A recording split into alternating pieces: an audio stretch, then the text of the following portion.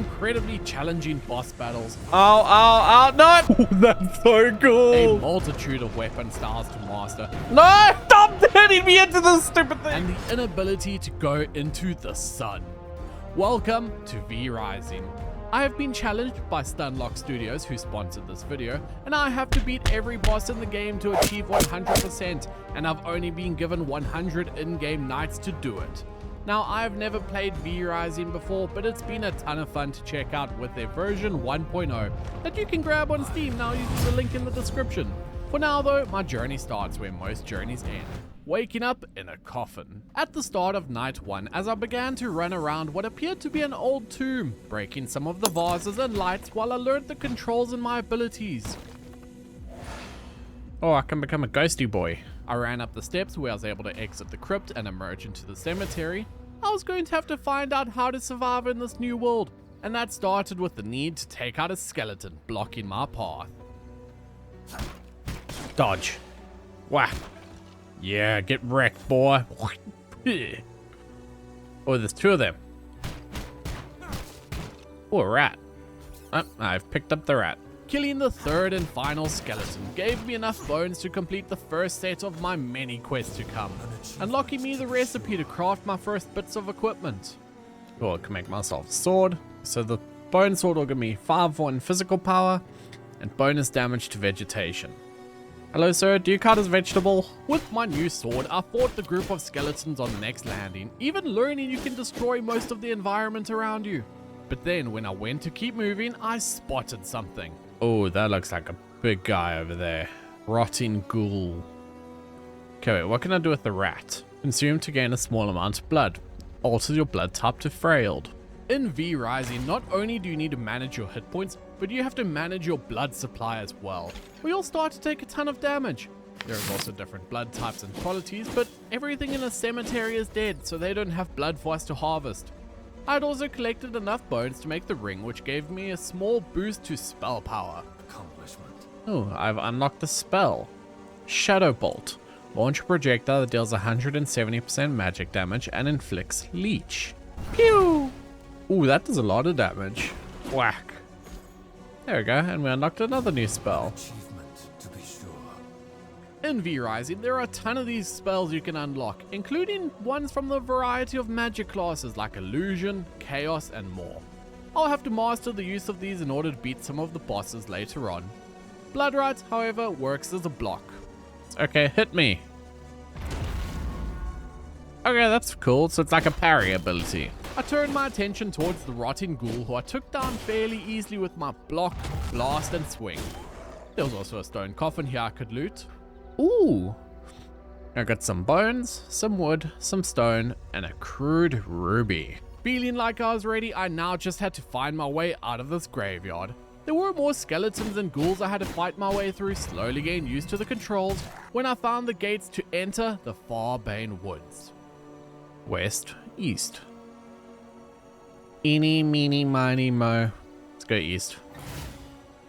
Arriving in the woods, I learned the recipe to make some bone guard vestments. This is just some basic armor which should help defend me, but I didn't have all the ingredients I needed.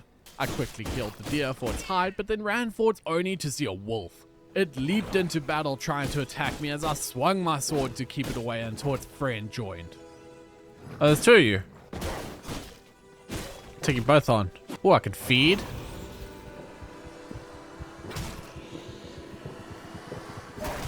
Blood type changed. In V Rising, there are a variety of different blood types with different qualities. These wolves were creatures, so the first perk was some extra movement speed. And my blood quality is only 1%. Okay, my blood sucks, apparently. What is this? That is a vampire waygate. They are located all across the map, allowing you to fast travel between them. Though they have a catch, as you can't carry certain items through them. So keeping my ruby, I made up the rest of the bone guard gear, and each of these pieces will give me a small increase to my health. You can even customize them to your liking. I can change the colors? I approve. We gotta go with the green, you know. What can I say? I like the color green, even when role-playing a murderous undead vampire. I did have a wolf interrupt my coloring, but it was dealt with fairly easily. then made sure to complete the next quest by crafting a bone mace and axe, as each tool is better at certain things and I'll need each to gather resources in order to build up a base. I would have to collect a ton of wood and stone in order to complete the next quest, as well as fight some more creatures for the blood essence. Okay, let's go find some stone. This looks like a stone I can hit. With the stone filling my pockets, I got a notification. The sun is rising. Oh, that's not good. Okay, so I gotta make sure I stay in the shadows. The day-night cycle is actually a really cool mechanic and something that will be affecting me my entire playthrough. For now though, I was safe hiding in the darkness of the shadows, fighting through skeletons, as I think the vampires don't know how to make sun cream. I'm in the sun. Need to be careful. Yeah, you'll take a ton of damage if you ever find yourself exposed to the sun for longer than a few seconds. It's kind of like real life if you're a YouTuber. I see a deer, but it is in the sun. Making sure to sprint from shadow to shadow, I managed to snipe down the deer with my axes. And I then took down a couple more creatures, getting me to 50 blood essence, and unlocked the castle heart, the center of any base. Now I would be able to build a base. I mean, this looks like it could be an ideal build location. With the spot chosen, I made my way up the stairs, where I did stop to feed on a wolf for its blood, then got to the top to find the spot. Had a bunch of wolves that I now began to fight my way through as the moon began to rise again and signal the start of night 2. I defeated the rest of the wolves, but there was another creature trying to claim the spot. A bear. You're level 18. Come at me, Mr. Bear. Oh, you hurt a lot. I began to dodge and weave around the bear, blasting spells and swiping with my sword while I charged its attacks until its health got low enough. Yes. Yes. Oh, I am powerful. It was just a bear, but it felt good to start taking on some stronger enemies.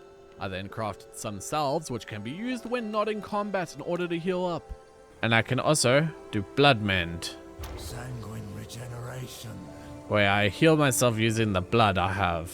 As a vampire, you do get many different abilities, most of which I'll unlock as I start to hunt down the variety of bosses later on, since I have to defeat all of them in order to beat my long-term challenge. Now though, I had to open the build menu, and it took me way too long to realize I just had to push B and place down my castle heart. This structure is how you claim your base location, as V Rising is fully multiplayer and intended as such, but I was doing this playthrough completely solo. Insert blood essence. Castle powered and fortified for 8 hours. Okay, cool. So you need to continuously power your castle with blood. Makes sense. Now though, I had to do some base building in order to progress further. Though first, I need to destroy the environment so that my structures wouldn't be blocked. Okay, can I now build? I can. I think. Let me clear out this little section. With the small 3x3 of floors, I built up some walls around it in order to complete a small compound. Here I could safely place down my crafters and storage, at least until later when I build a proper castle. But small beginnings require you to follow the quest guide. Place down the mist brazier, whatever this does. Only accepts bones. This acts as a way to block out the sun in your base. I also set up a chest and a coffin, and I continued to work on completing the quests throughout the night, making a sawmill where you can craft wood into planks, as well as a simple workbench where I could make some better gear than the basic bone armor I crafted in my inventory, upgrading everything into plated bone guard armor.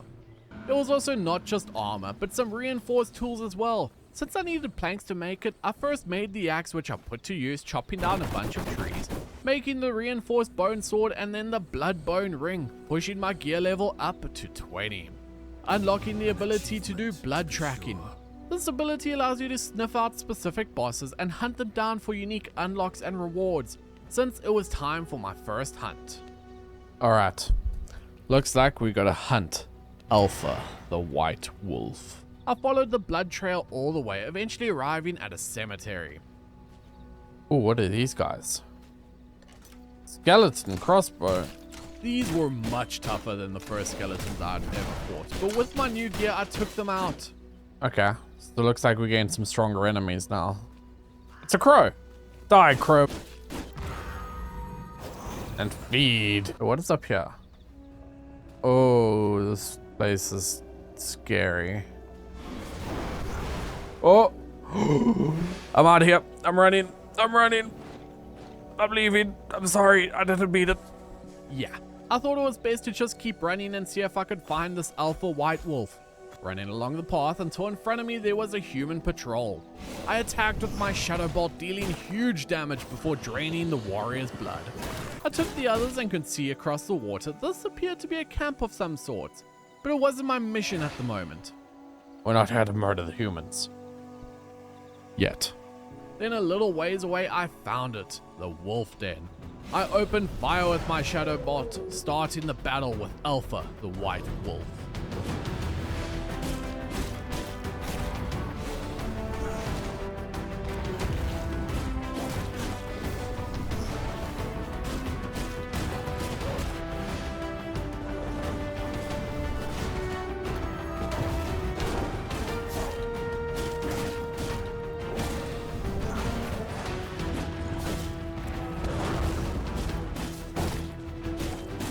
One final slash and the wolf was incapacitated. With the wolf downed, I leaped over and began to drain its V-blood. Yet another accomplishment. I have unlocked mirrors. How are mirrors useful if I am a vampire? Isn't the whole point that you can't see them in mirrors? What was useful, however, was having unlocked the wolf form ability. But looking at the other bosses on the V-blood list, I could see Rufus the foreman, the man who I'd spotted at the camp moments ago, and decided, let's take him on. Running over to the entrance of the camp, there was a ton of guards around, so I began to hack and slash my way through all of them. But then, as I was about to cross the bridge into the camp, the sun began to rise. That's not good. Hiding in the shade of one of their tents until a cloud blocked out the sun, allowing me to advance forwards. Hey, Rufus.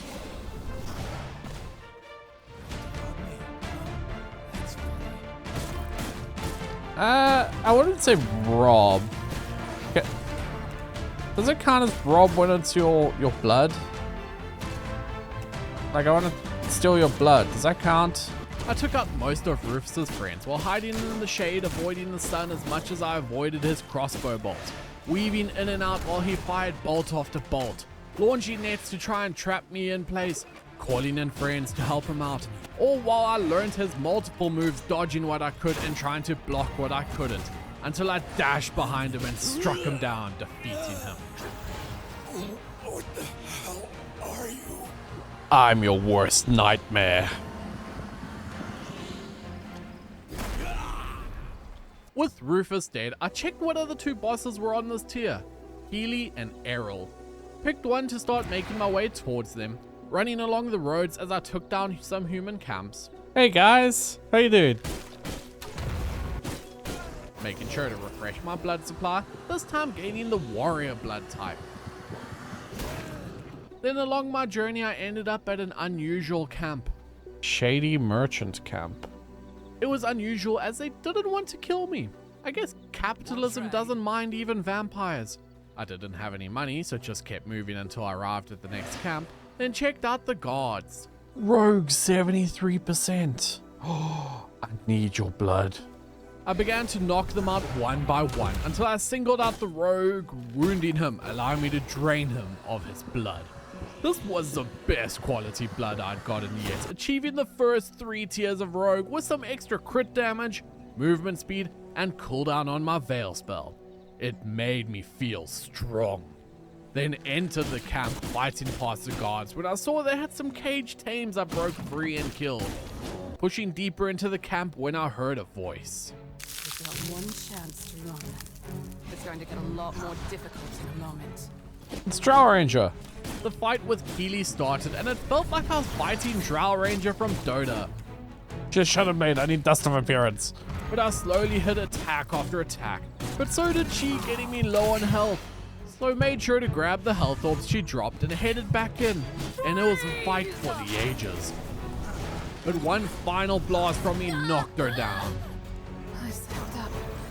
Damn it. Yeah, get wrecked, Drow. I bought dust. With Keely defeated, there was no one to stop me dominating through the camp as I took out all the inhabitants inside. when I saw I had completed the next quest to unlock the research desk. So I began my journey home, but with it being daytime, had some moments where I fought from the safety of the shade as I kept traveling onwards. And it was then the start of night 5 when I finally got home, filling up my castle heart with some more blood essence, then set up a tannery. One of the structures I had learned from hunting the V-Blood bosses, and here you can tan hide into leather to be crafted into armor. I also set up some more chests as well as a research desk. I was going to have to set up a woodworking bench too, but didn't have the space. However, my next quest did confuse me more than it should have. I had to upgrade my castle heart to level 2. Now I thought I saw that I needed 4 servant coffins and 50 floors to upgrade it, and admittedly it takes me way too long to realize how to actually do it. So I began to disassemble the walls and was then heading over to mine a rock as a tree burst from the ground. Oh, what are you? I began to fight this massive tree and slashing when I could as the fight drew on. It took some time of dodging, slashing and launching using all the abilities I had in order to kill it. But the scary thing about this wasn't even a boss, as much as I thought so at the time, and the enemies only get harder as I get further. Get wrecked, stupid tree. Okay. I really need a bigger base.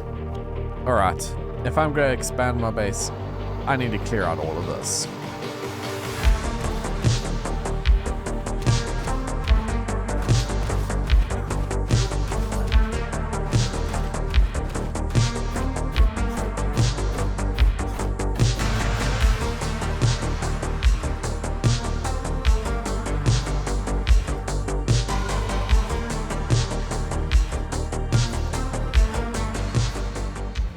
It took a long while, but I eventually grew tired of the building and set off in my wolf form on a long copper farming mission, fighting off spiders, wolves and moose. And now the keen-eyed among you might notice that the day and night doesn't always line up, as this was recorded on a server, so the cycle still goes even if I'm offline, and thus may not always line up with previously in the day, since I track when I log on and off. And as I kept running along, I got hit with a huge corpse pile bursting from the ground, eating me, spitting me to the side, stunning me. I chose to run as a golem emerged as well. I eventually got home where I was able to set up a vermin nest. And I then continued to think how to upgrade my castle heart, even looking directly at what I needed to do, but simply didn't realize it, as I still thought that I needed to make the servant coffins. And it was then night 7 when I arrived at the vampire waygate, and wanted to use it only to see that I had no other waygates unlocked. Guess early on wanting to keep my ruby made sure I didn't use it. So I ventured off, finding my way back to the Bandit logging camp where Rufus the foreman was stationed, and I thought to myself, I've killed him before, this should be easy. What I didn't expect was the sun rising in the middle of the fight, making it way harder than it needed to be, until after taking too many hits, it only took one more hit knocking me down. Now, you see this new bit of information appearing on the screen? This is my death counter. Previous viewers will know I only use this when the challenge is extra difficult. And believe me, well, so far at the time of writing this, I have died a lot. I will probably continue to die even more because this game is actually really hard and I won't be making it any easier for myself. And that excites me. So if you're ready to watch me suffer through some incredibly difficult and audibly frustrating fights, you're in for a treat. And it was then night again by the time I managed to run back to the logging camp, stopped and grabbed all my stuff that had fallen on the floor, then decided to take my revenge by massacring every single person in that camp, except for Rufus. I had nothing to gain by taking him down again, so simply stole his stuff and left. I headed out where I found a copper node I was able to mine, as well as a bear that had 50% blood quality. And damn if I am not going to pass up on some good blood. I continued fighting my way around the areas, destroying the bandit camps I came across. Desperately fighting and ransacking in hopes some way I'd find out how to unlock the recipe in order to make the servant coffin. Even fighting some new enemies like a thief and mugger combo, where if I hit the mugger's shield, I'd get stunned, or if the thief's blades hit me, I'd also get stunned. It was nasty to fight against, but I prevailed. Nothing was going to stop me fighting everything I could, mining all the copper I found when I came up to the Forgotten Cemetery. And then here were some hell to fight enemies, as an undead assassin attack. He was taking no damage, and dishing out tons of it, so I had to retreat until I could make some better tools. Instead, spending my time taking out the bandit trappers lying in ambush in the forest, all while I continued my quest for copper. But that's when I stumbled upon the bandit copper mine. I began to fight my way inside, beating off a rogue with 81% blood. But with how strong the guards to this mine had been, how low my health had gotten, and how full my inventory was, I chose to begin the run home, not expecting to see an important stranger along the way. And that stranger was Goreswine the Ravager. Come get a taste of these maggots! One of the stronger V-Bloods I was meant to track down. But if it was going to show up on my doorstep, I had to take the chance and take it out. So leapt into combat.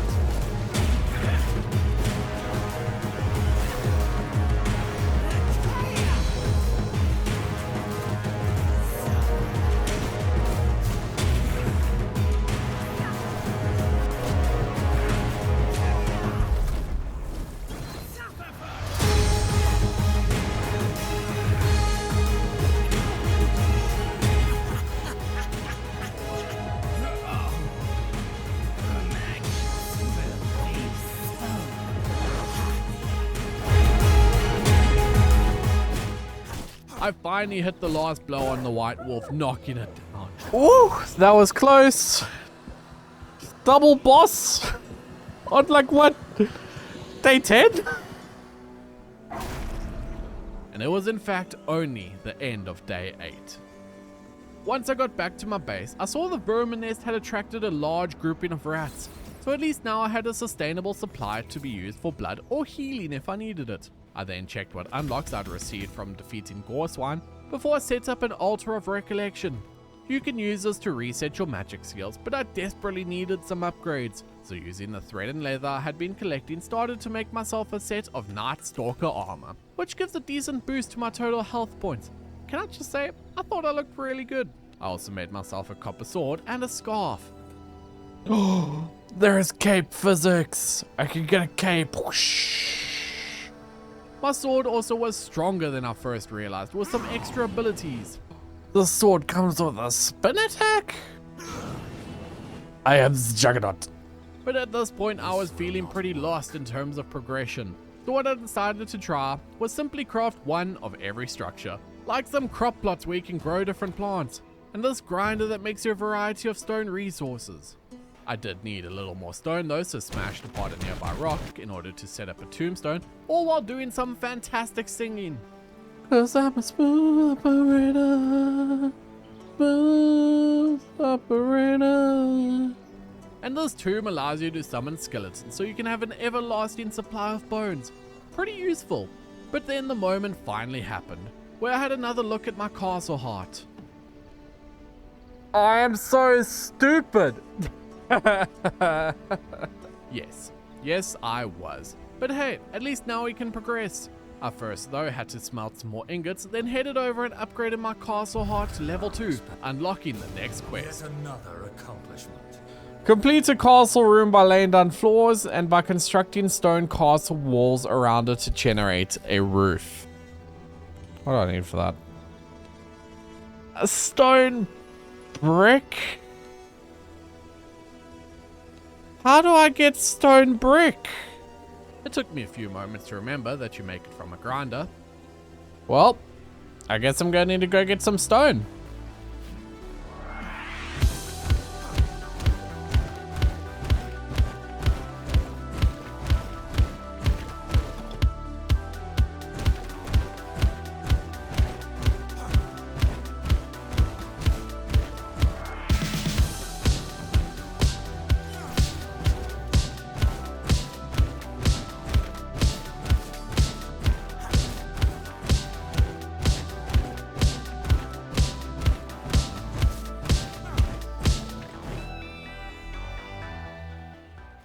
With all the stone, I was able to chuck it into my grinder, so that it could begin converting into the stone bricks I needed, eventually using it to create a small 1x1 castle and complete the quest.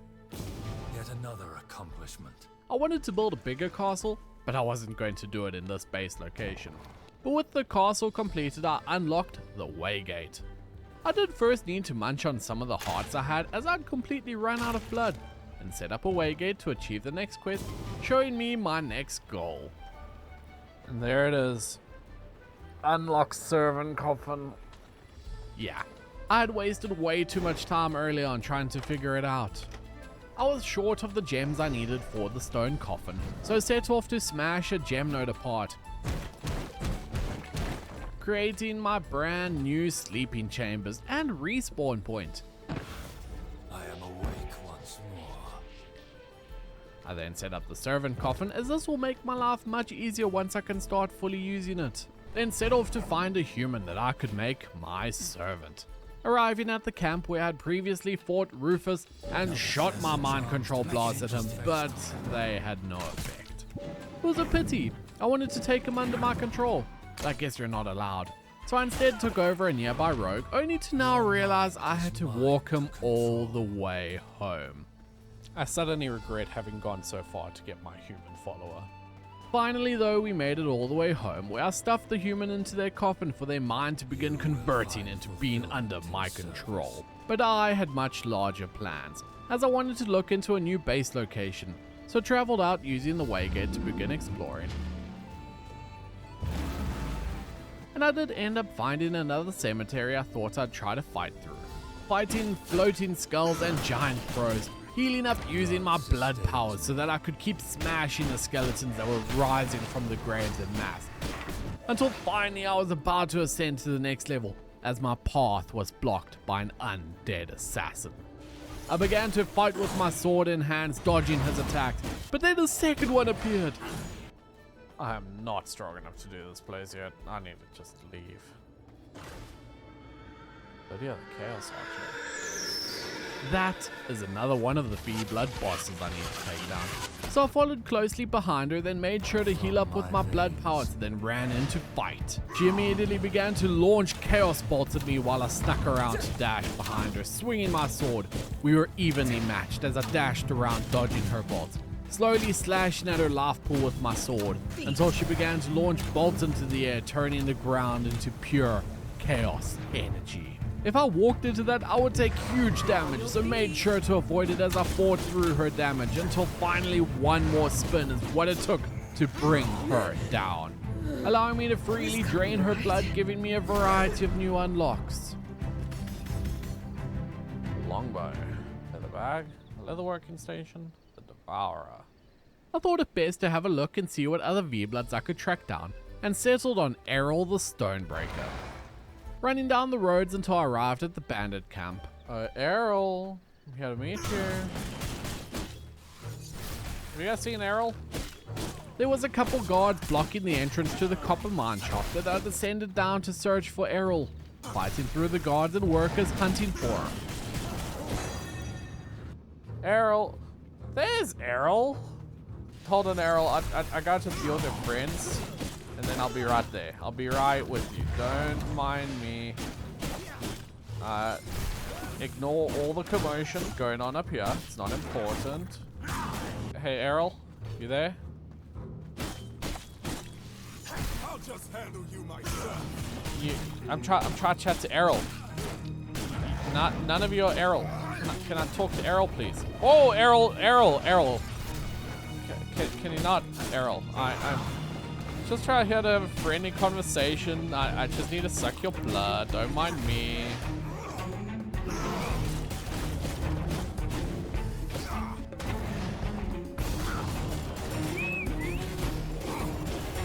Let's hear that.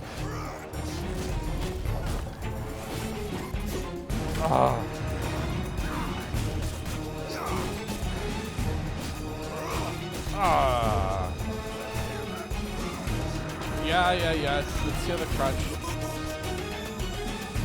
Guess it's time. Yeah, you're gonna have a nice long break, my friend. Don't worry. Hold still.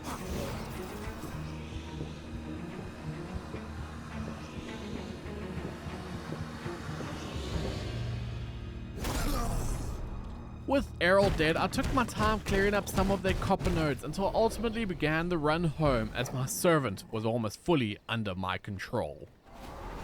With only a few minutes left for the servant to convert, I set up a second windmill to bolster my production, then dismantled the old 1x1 castle, as once my servant was converted, I would be building a new one. Rise, my servant. Rise and join me in my quest for world domination. I chose to name my new servant Grav, after my editor and friend who has been helping me with these videos, so leave a comment saying thanks Grav if you've been enjoying some of the edits in the past few videos. Now that I had a servant though, I could see my next quest was to explore further beyond than Farbane Woods. Well, before I go, I want to build a better castle. This looks terrible. I set off on an expedition to find the spot I had scouted on my map, setting down the castle relocation hut and linked it to my previous base. I first had to clear out the local flora and fauna, breaking down everything before beginning to build up everything else. So everything is moved. Now it's time to build the structure.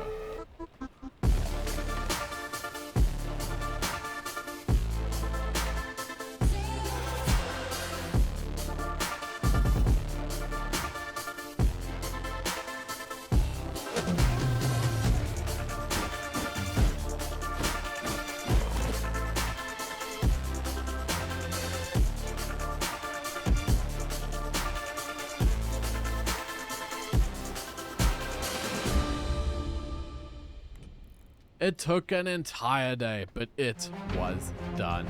Doing the final touches by adding some lighting to the pillars as needed. Now though, with a fresh new base, it was time to explore further beyond, and I decided to go check out the Hallowed Mountains, running all the way over, and there were some frost wolves here. Oh, they hurt a lot. They hurt a lot. Okay. Okay, maybe Hallowed Mountains is not the best bet. With my tail between my legs, I did find some high-level human enemies that I barely managed to take out and drain of their blood. If that wasn't hard enough, right after that was a camp full of them. I began to fight my way through, taking out half of them as the final two defeated me. Death is not the end. Okay, this game is difficult. Respawning, I sprinted over to recollect my things and was finishing off the camp as some of my gear ended up breaking from all of the damage. So finished off the final human and thankfully had what I needed to repair the ring, then set off again. Decided not to fight the patrol walking towards me, then kept running along the path only to stumble into Simon Delmont, the new boss released in this update, and how hard could he really be? No monster can escape a Belmont. Run away. So getting far too low on health, I just sprinted as far away as possible. And once I was home, I made sure to heal up before having another look at my next quest. I still needed to unlock iron smelting. Best way I could think to do that was by taking out more of the V-Blood bosses. So I started tracking down Grayson the Armorer, arriving at the camp where I thought he must be and began to fight my way inside, but the camp was swarmed with people, ultimately getting myself killed. So after I got back with full health, I fought my way through until finally I got to his chambers. Oh hey Grayson, how you doing? You're approaching me with those scrap weapons? The fight started as he tried to smash me with his hammer, before littering the floor with spikes, pulling me towards him with the hook, then smashing me away with his hammer. I had to use the armor around the arena to destroy the spikes on the floor, all while dodging the rest of his attacks. But my health had dropped, so I escaped the area to heal in safety before heading back in. Okay, round two. My hammer is for steel, but you'll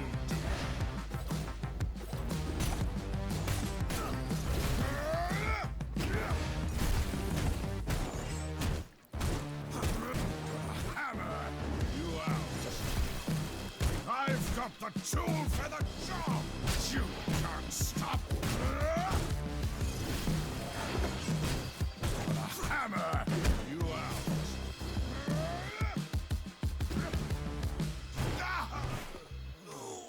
out! Come on, legs, work! Gonna hammer me out, eh, Grayson? I guess this time you weren't strong enough.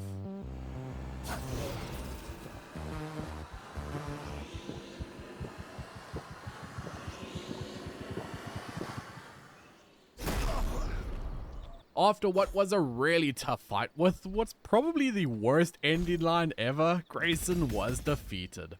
I stole from the chests in the area only to then be on my way out the camp as Tristan the vampire hunter was on his way past, and no ways could I beat him yet, so waited before sprinting past to escape and headed home. One of the rewards I'd gotten though was a recipe for the Marauder's Vest. I was able to research only to be short of what I needed to make it. I did however spend some time to make that workshop I should have earlier on, as placing your crafters inside the appropriate building will give it a buff that improves how well it crafts. Then set off to head towards the next V-Blood target, instead finding a caravan along the way. And I had to fight to take out all of the guards before I could destroy the caravan and steal the loot inside. Then with my pockets full of goodies, approached the sulfur camp and location of my next target. Fighting my way through all of the guards, making sure to take them down one by one until I got to Clive, the fire starter. It was to be an explosive fight as he started to launch bomb after bomb at me, while I dashed and slashed at him to slowly take down his health. I had to be extremely careful to not be in the ring as his bombs went off, taking every moment I could to damage him. But I persevered until finally one final slash of my knife took him down, allowing me to drain his blood, unlocking some new recipes.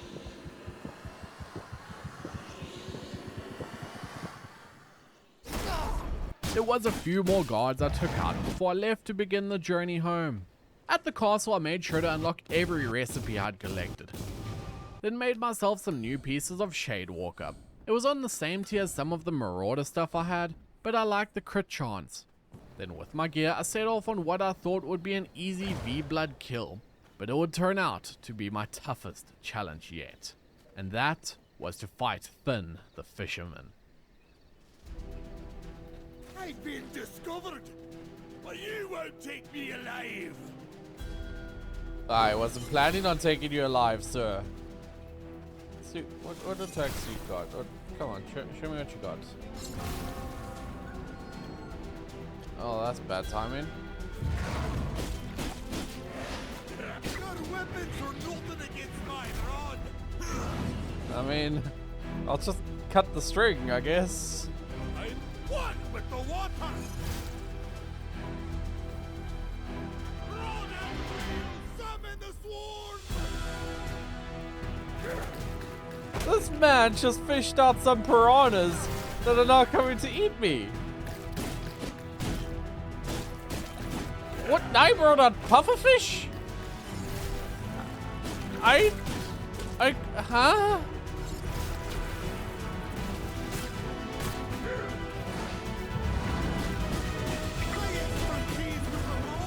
Whoa! What is that?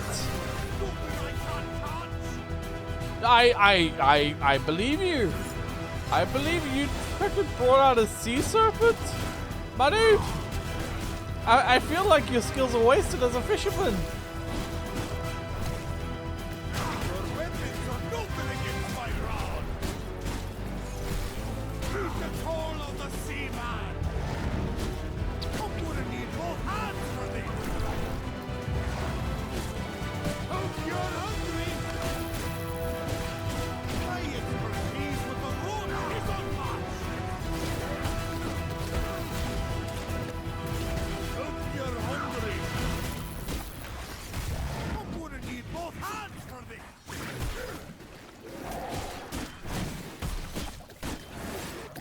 There's nothing I can't catch.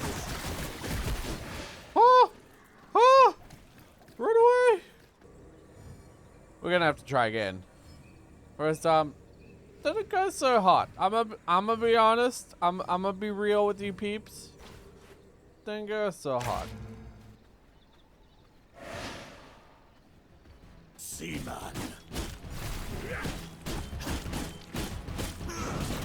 My expertise with the rod is unmatched. See the fish like this. Into the drink.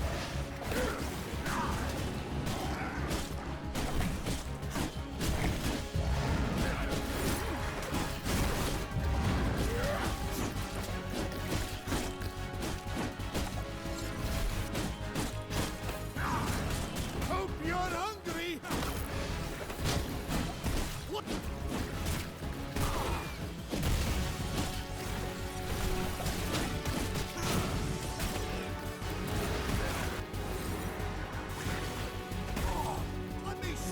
fish in Ah!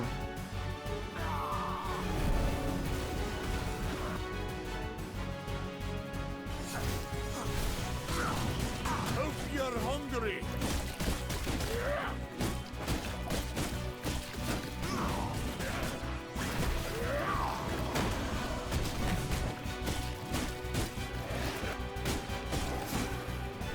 What crap a fight!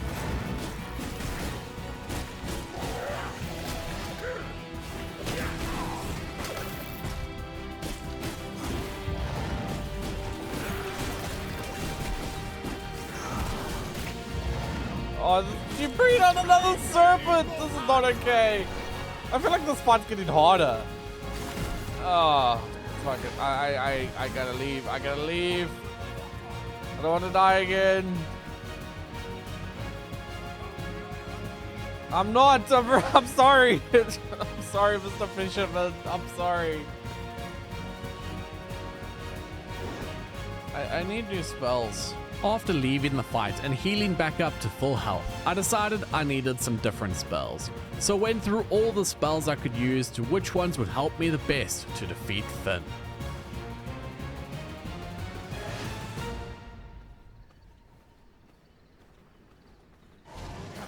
Find your own watering hole, trespassers!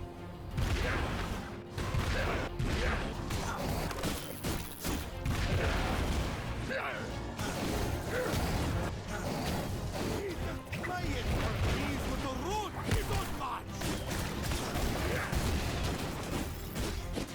Get him, my skeleton horde! He's stunned.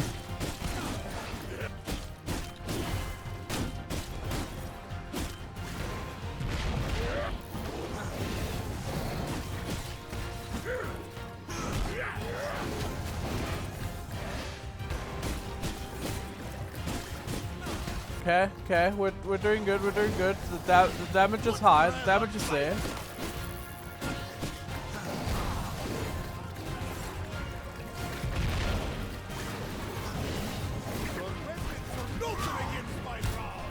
Sun's rising, we got 3 sea monsters, but this is fine. Everything's fine. Don't worry about it, we're completely fine.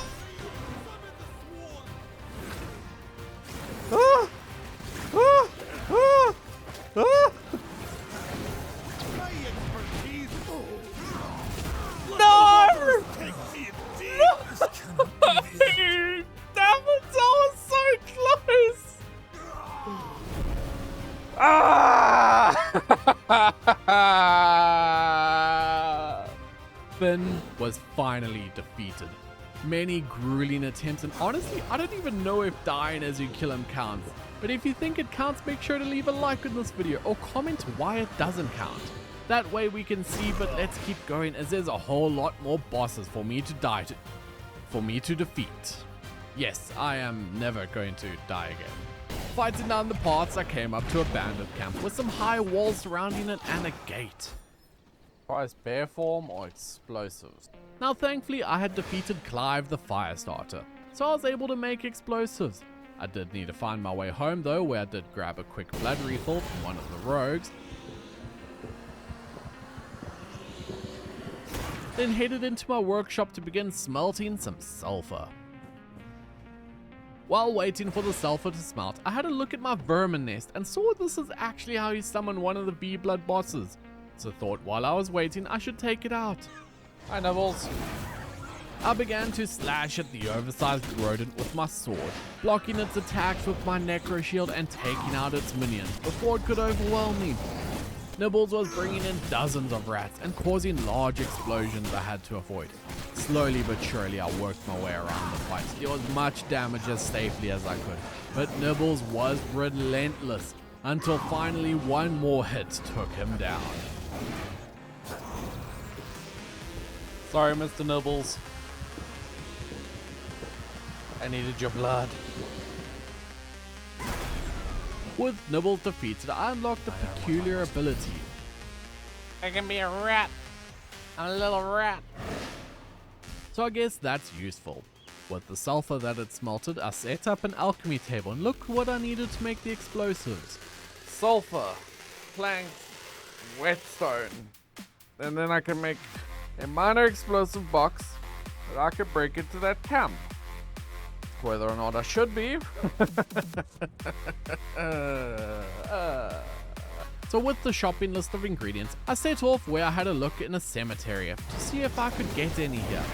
In hindsight, it wouldn't have anything here, but at least I was doing better at fighting through these cemeteries. I got home in the early hours of the next evening, crafting up the explosive and setting off to begin my attempts at bringing down the bandit camp. Quickly dispatching all of the guards waiting by the gate, draining the blood of a warrior so I'd have a fresh supply, and positioned my explosive, which I ignited with my crossbow, detonating it and blasting the gate wide open as the sun was rising. I began to fight from the shadows through the dozens of bandits within, swinging my sword and sending out chaos bolts to slowly destroy all of the enemies within. Fighting my way deep as the sun continued to threaten to destroy my life force. Ransacking their tents for supplies as more and more bandits I had to fight through to ascend up to the higher levels of the camp. Until finally, I got to the top. Quincy the Bandit King. I know, man. You look like... I don't know, you got a big shield.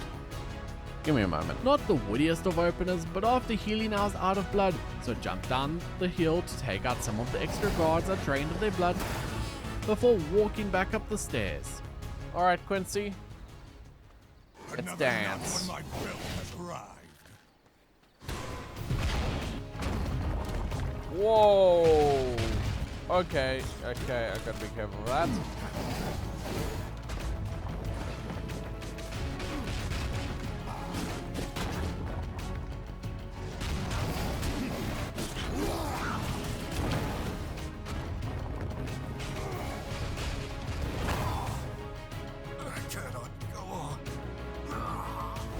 So that attempt did not go as planned, but I wasn't going to give up yet.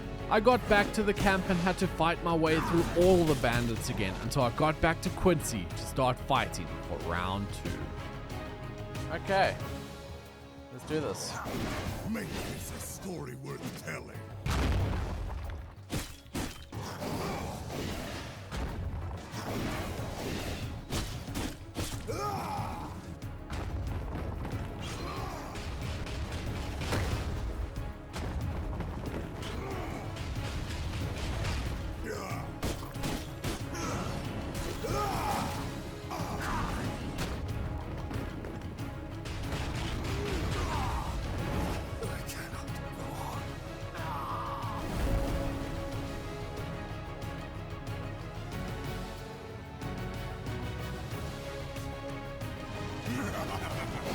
A proper challenge. Show me your mettle then.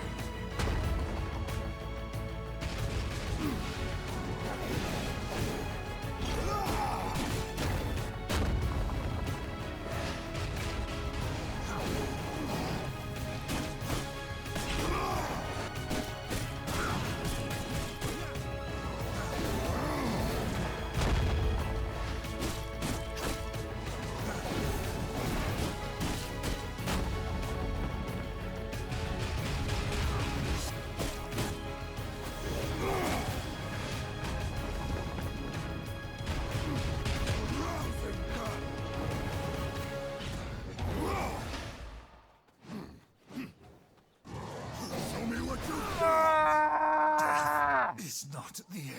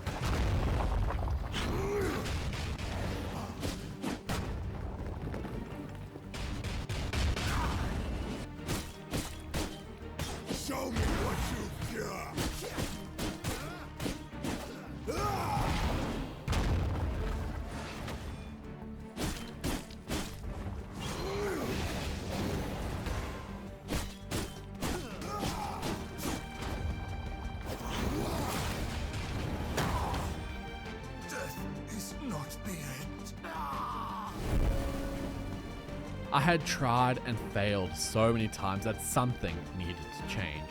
So when I got back to Quincy halfway through day 27, I grabbed my stuff and instead of fighting, fled the area to see if I could make any upgrades. I got home where I had to learn all the recipes I had been accumulating, one of which was to make a pair of merciless copper axes. I also made a ring of the Dusk Watcher to amp up my spell power and weapon attack speed, then headed out to test my new strength against this treant right outside my base. And with all my upgrades, surely now I would be able to defeat Quincy, and arrived at his camp. Sprinting past some of the guards in my wolf form until I got to the final staircase, where I cleared out all the ones who had followed me, then ascended to take on Quincy once more.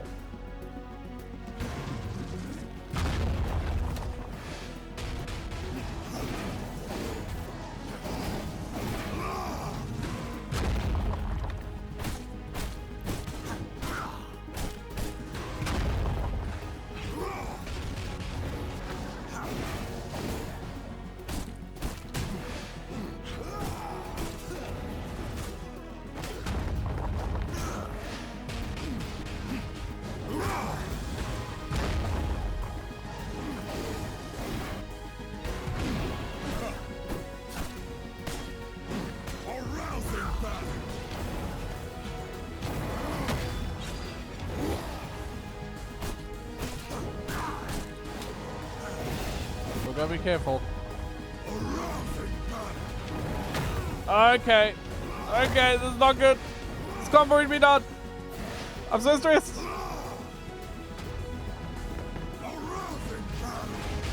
No! No, no, no, no, no, no, no. I did it! Yes! Get wrecked! You! Bitch! I think it's safe to say I was pretty excited to have finally beaten Quincy. Little did I know he was but one of many difficult challenges still to come, as with barely 70 days left to beat every remaining boss, this was going to be tough. For now though, I got home to see I was now able to smelt iron in my furnace, so I had some upgrades I'd be able to get, but I had one problem. I had no idea where to get iron ore. So for now, I just set up the Devourer, which is like a mimic that you can feed items, children, and your old equipment, grinding it down into more usable resources. Good boy. Good little mimic. I even got some silver from it, which is a currency for the next area I would be exploring soon. Before I headed there though, I wanted to finish off the remaining V-Bloods, so set off to the cemetery in search of Nikolaus, the Fallen, fighting through the many skeletons, skulls, and assassins. When I saw I had unlocked not just a new ability, I had unlocked my first ultimate. It was devastating. Oh, it's got a 2-minute cooldown. I took down the remaining skeletons to get to Nikolaus, who was performing some weird ritual and attack. He was powerful. Summoning dozens of skeletons I had to now fight through, I chose to retreat down the stairs for a second as I was running low on blood, feeding on a deer right outside, and headed back to take down Nikolaus.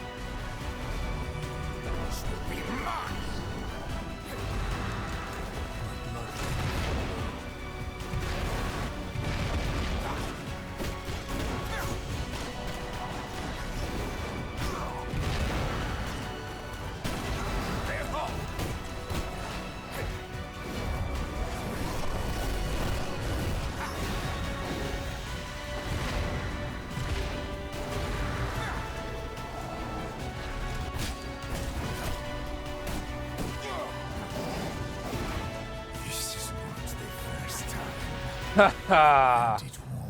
Turns out my skeletons beat yours. Little rat.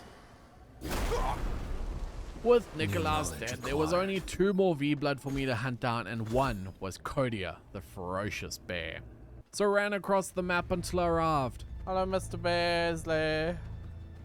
Bear cave. Hi, bear. I opened fire with my ultimate as the bear dropped rocks from the ceiling.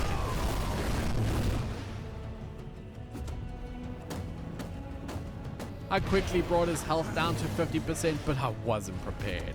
I'm growing weak. Oh, I'm out of blood. Uh-oh. This is bad. I had to retreat as my health started to drain, slowly dying. Is this gonna kill me? Thankfully not, as I was now stuck on 1 hit point. I had to find something to kill and drain its blood, when even a slightly hard breeze could kill me. I fortunately found a deer I was able to attack and weaken to begin draining its blood. Healing up with my bloodbend abilities, then running back to fight Kodia once more. The fight was fairly straightforward, using my axes to cut through its thickened hide, while dodging around the rocks falling from the ceiling, eventually killing the giant bear, unlocking some new abilities, like being able to transform into a bear. But I wasn't done yet, as I set off until I found a lush hidden oasis, as in this grove was Pelora, the Fey Walker.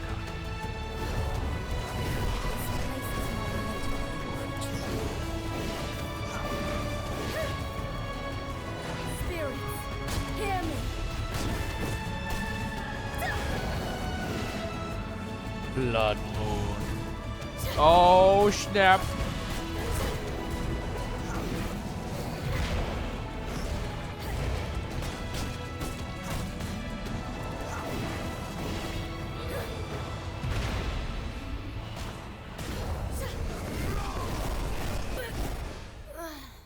Peace. I will find peace.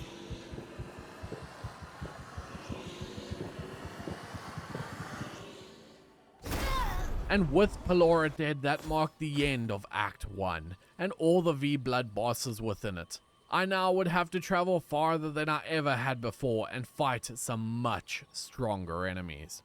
First though, I needed to prepare, and went to a waygate to travel home. Once I got home, I had an idea. I grabbed all my coins I had been collecting and went to those shady merchants I had found before. There, I bought a few books that I was able to use at my base and unlock a variety of new items, then made myself one of them, a merciless copper sword. I also tested a new ultimate that can summon a horde of skeletons, then used my waygate to begin hunting Beatrice the Tailor. I got to the entrance of Dawnbreak Village, and it was absolutely swarming with guards that I now had to begin fighting through. But they were so much stronger than I was used to, as by the end of the fight, 2 archers defeated me.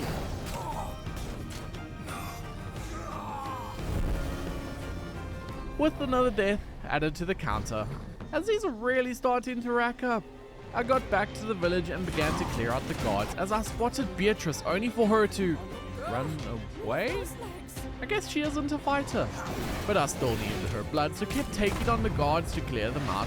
But they were strong, as another fire archer took me out instead.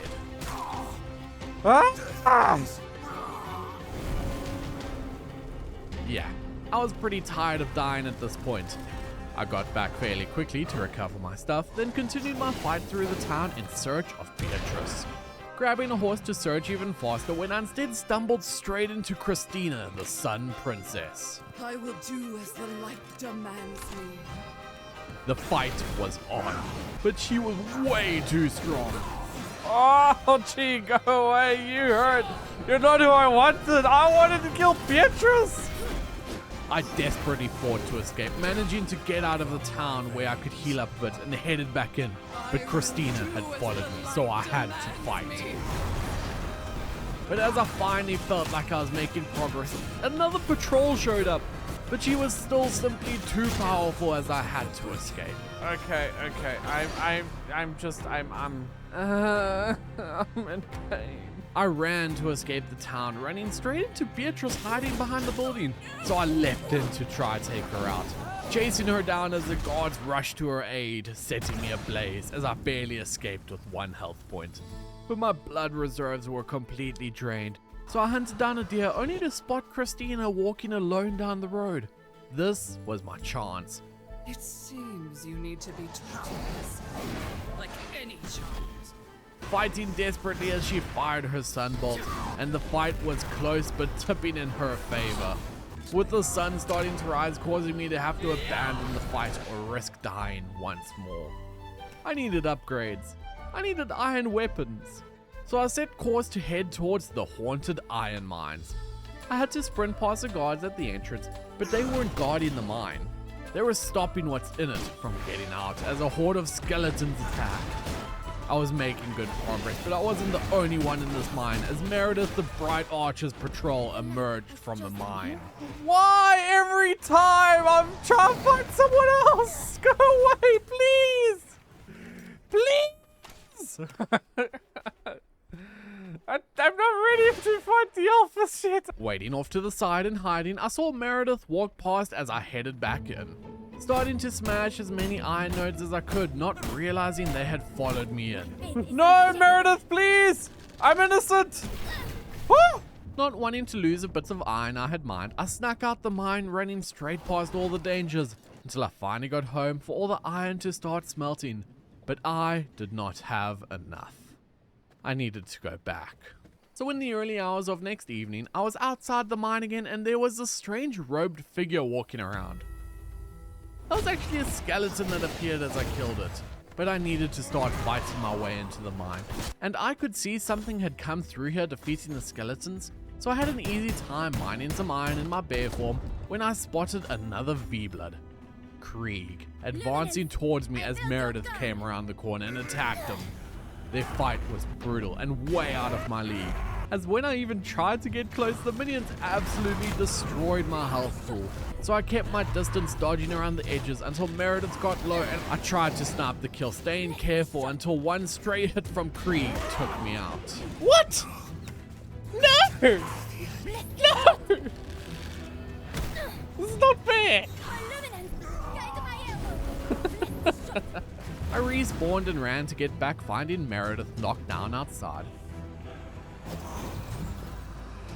Thank you. I'll take that free V-Blood.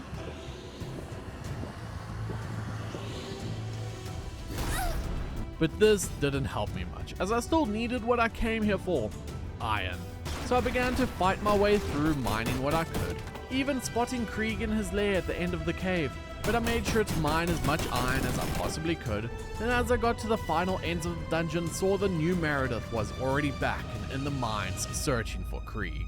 So I summoned my skeleton army to act as a distraction while I snuck right under her nose in order to get to an edge of the mines and jump out and escape.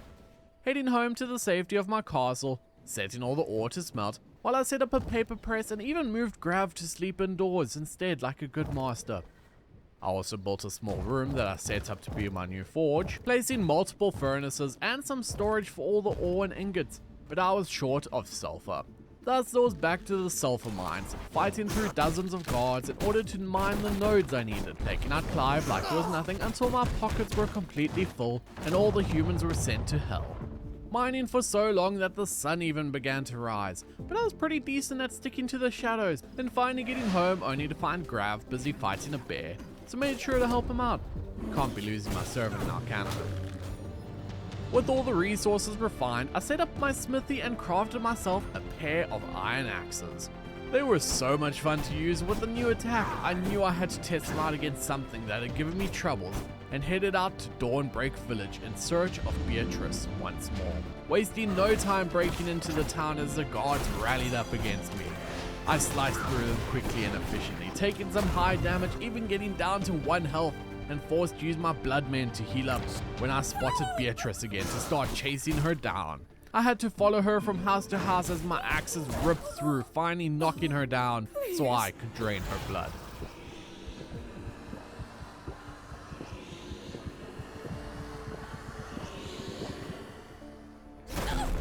With the new knowledge, I'd be able to make some new armor.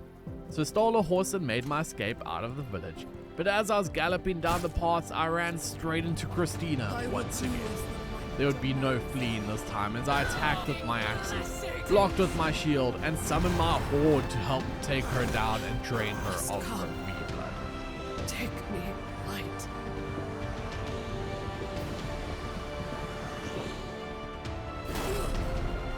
But as I continued my quest home, I was blocked by something highly toxic to vampires, and that was garlic.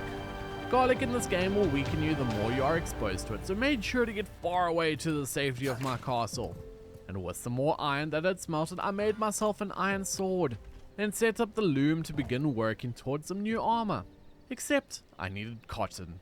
I needed to go back to the cotton farms where they had all the garlic, and endanger myself even more. But before I did, I wanted to test my new sword and began attacking Tristan, the vampire hunter, who I found fighting a golem, and even though he was setting the ground completely alight, I managed to take him down like it was a piece of cake.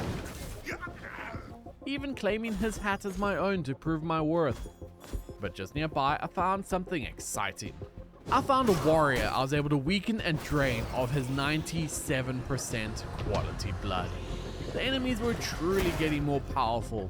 I also took down a corpse pile that happened to be in my way on the walk home, as I didn't think I had defeated one before. And at home I used the paper generated from my paper press to learn some new recipes. And headed out to my horse as I was hunting another V-blood. I made sure to claim the waygate nearby my target, but then kept moving, running past Jade, who appeared to be a very powerful vampire hunter, and also ran past what appeared to be a massive church. Then finally I saw him. Vincent the Frostbringer, and he really was, instantly freezing me as I got off my horse.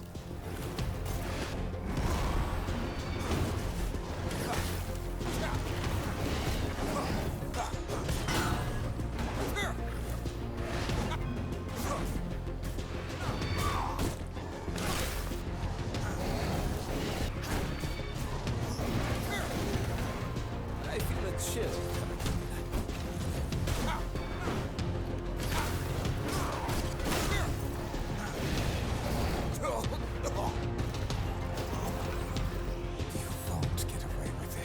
It took losing my horse, but Vincent was down so I could drain his blood. Another V-blood defeated, many more to go. But Vincent's death had unlocked me the ability to make prison cells. I stole a horse from the camp nearby and was on the way home when I saw a cotton farm. So pushing through the stench of garlic to harvest all of their cotton, getting out of there as quickly as I could. Once I got home though, I chose to do something a little different and set up some crop plots. Planting all the seeds I had collected, then set up my first prison cell. I just needed someone to go into it, and set off towards the nearby bandit camp, subduing a human and led them back. See, the prison cell is useful for one main reason. You can forever drain your prisoners of their blood to have a permanent supply, so long as you don't kill them, that is. And I did have to feed the prisoners some rats in order to refill their health. Then as if they were a tap filled up a flask of their blood, so I'd have reserves in my inventory if I ever needed it. I also finally set up my throne, as with this I would be able to send Grav on missions to collect resources if he is well equipped for them. With the prison quest done, I next had to level up my castle heart, but didn't quite have everything I needed, so I decided to instead head out towards the next V-blood target.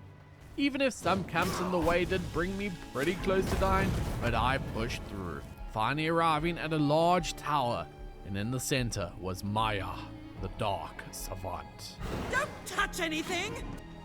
I threw out my axes as I dashed to the side to dodge her blast, summoning in my minions as she launched deadly books in an attempt to hit her. But she also had minions of her own that she was able to pull in and drain of their energy.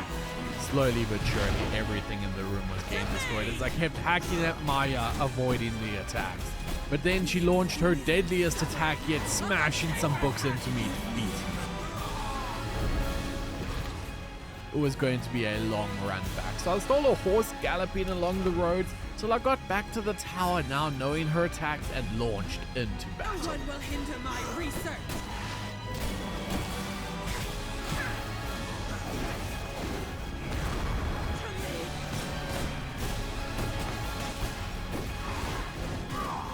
The exquisite suffering of a paper cut! Let me teach you something. Tory reading.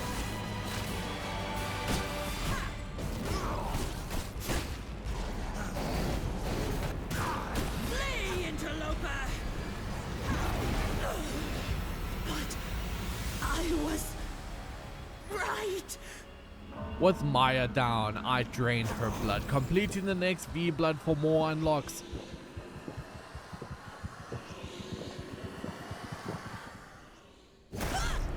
Jumping back on my horse to begin the long journey home, stopping by a cotton farm. And I came across some interesting places that I'll have to come back to, like the Dunley Farmers Market and the church I saw earlier. But the holy radiation stopped me exploring it now, and I was then almost home as Simon Belmont knocked me off my horse, but he couldn't keep up as I escaped. I need to catch up to a caravan right outside my castle. It was like a free express delivery once I cut down all the guards, then set up myself a study. Here I could unlock new, more powerful weapons than what was available in the research desk. And I thankfully had been accumulating a few tomes I was able to unlock. Then used the cotton I'd farmed to make a tailoring bench. Finally I would be able to get some better armor. I was just going to need more cotton. A lot more cotton. So that meant the rest of the day I headed out to risk the garlic and began to smash through cotton farms, stealing their crops and ransacking their houses. And once my cotton was spun into yarn, I made myself a new cloak, as I thought it would be the best use of the amount of wool I had. Then crafted myself a merciless sword, and whoa mama did I like this. So I headed back to the haunted iron mines. Didn't exactly go well.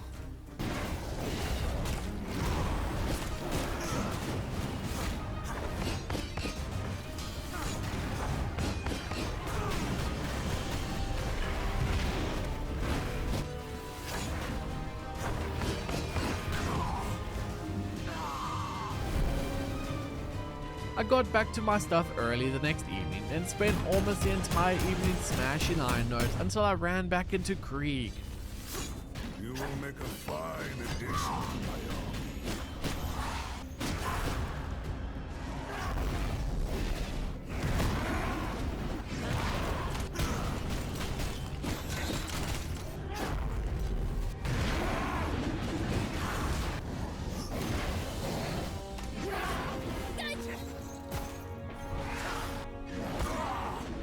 Well, that didn't go great. I began to run back as my wolf form, stopping by a cotton farm that I fully decimated before getting back to the mine and snuck in to recollect my gear, and kept moving through the mines to see Meredith was inside. So I snuck past her and found Krieg right nearby. If I could get them to fight again, that'd make my life much easier. So led Krieg over and let the carnage commence. I tried to throw in some damage myself on the side, but mostly left them to battle each other until Krieg followed me back and was getting super low until he started running away. But as he did, he healed back up a ton and I got sloppy, meeting my demise. I ran straight back into the mines in search of Krieg before attacking him from behind, only to get myself absolutely wrecked. Things were not going well. I got back to the mines again and saw a group of soldiers had entered, so slowly and carefully I followed behind them, collecting my stuff, then looting the chests while they cleared out the dangers, but then decided it was best to leave with what I had, and made my way home, where I made myself an iron greatsword. This was fantastic. I set up some target dummies to test it out, and the greatsword was slower but dealt more damage than the regular sword. Maybe this is what I needed, so I would be trying out both to see which I prefer to use. And I knew I couldn't keep throwing myself at Krieg as I was wasting time. So I decided to head out and hunt down the other V-Bloods. Finding a militia encampment, I began to fight through, draining the guards of their blood and defeating the rest of them that were hidden within. But the commander of this base was not the V-Blood I was stalking. This was Octavian, the militia captain.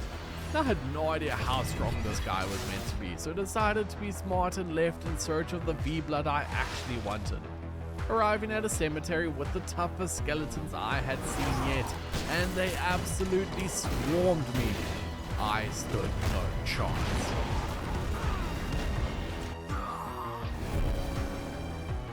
It took a long time to get back and thankfully grabbed my stuff easily before taking down the rest of the skeletons as the blood rose. Now this is the third blood moon since I started, and they can massively amp up your damage if you have a good quality blood in your system. I though only had 26%, so the cemetery was brutal to fight through, even with the blood moon bonus.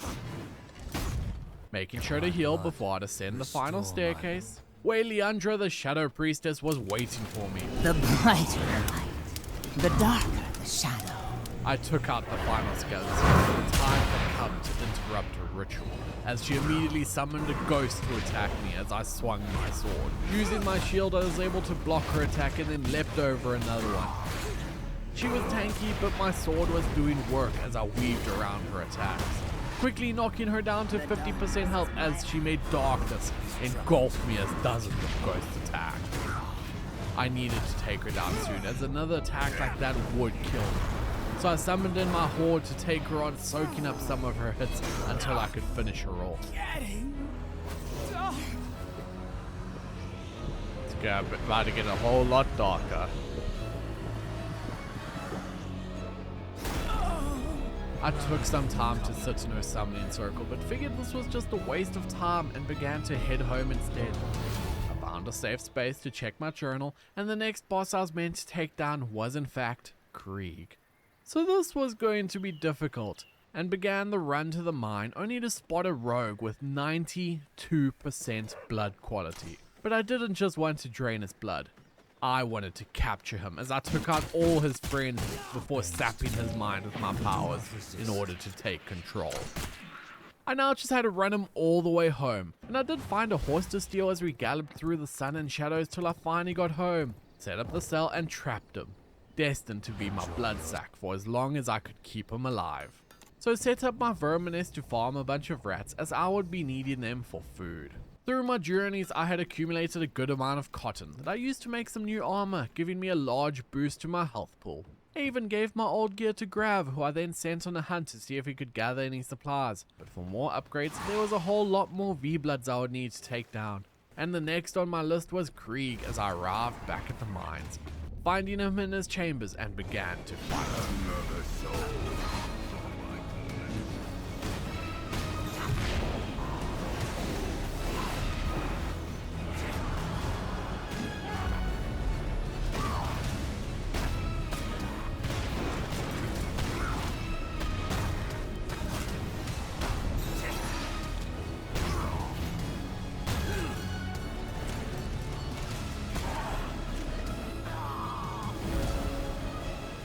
Turns out in this game, even with fully upgraded gear to the best of my ability, fights are still hard, and you have to be very careful.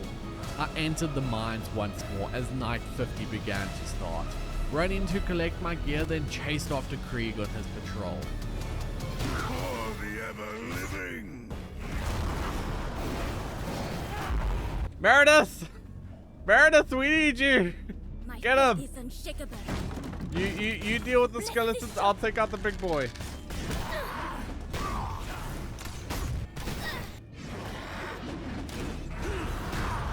Light, guide my arrows. Oh, the tag team! I did not agree to this.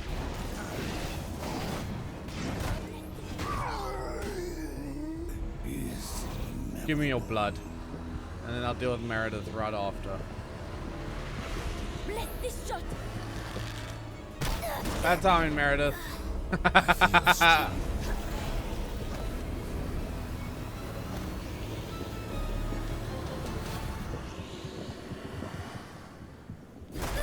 I felt so damn satisfied with those kills, but I didn't rest long as I started tracking down Bane, the Shadow Blade. But I felt like I was going in circles looking for the blood smell until I saw a robed figure walking down the road, only to attack and find it was Bane in disguise.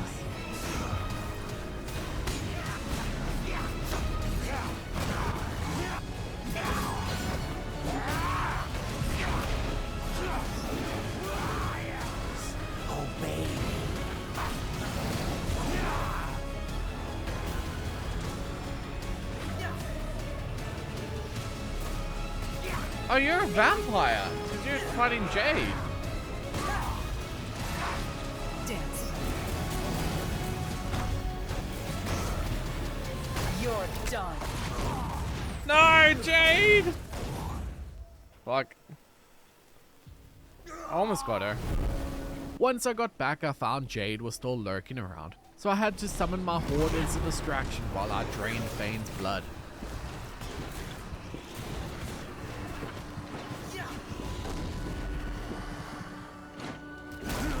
I decided to try and take her on to see how strong she really was, but she just had so many abilities that I was getting wrecked.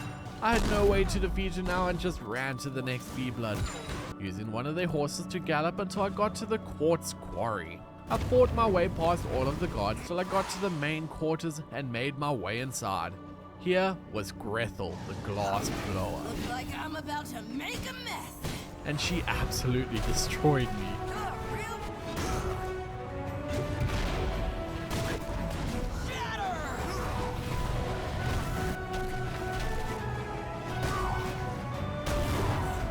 I would need to try to take her on, but in a different way. I needed to get back to Grethel quickly, but I also needed more blood, so I stole a horse to allow me to quickly get around, then found some guards I drained, ending with a rogue blood type, which gives a good increase to crit, so I should be able to take her out quickly. I also smashed through their storeroom for some extra supplies, then entered her chambers once more.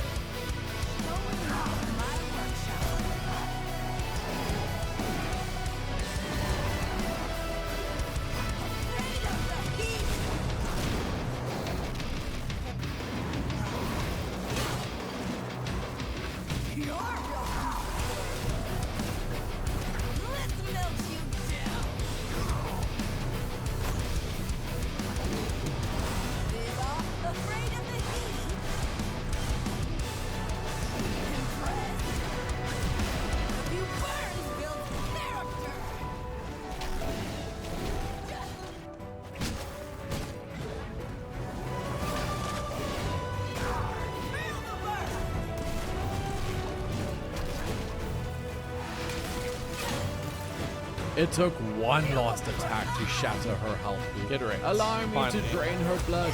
I will live forever. Nope, not forever anymore. Then ran out, grabbing my horse to start the long trot home. Once there, I made sure to tap my prisoner for a new blood sample, feeding them rats to keep the health up. Then saw Grav was back from his quest and he had collected a large supply of copper. Turns out servants are pretty useful, but I wanted upgrades. For that, I needed the clever. So I set off in hunt of Frostmoor, the mountain terror.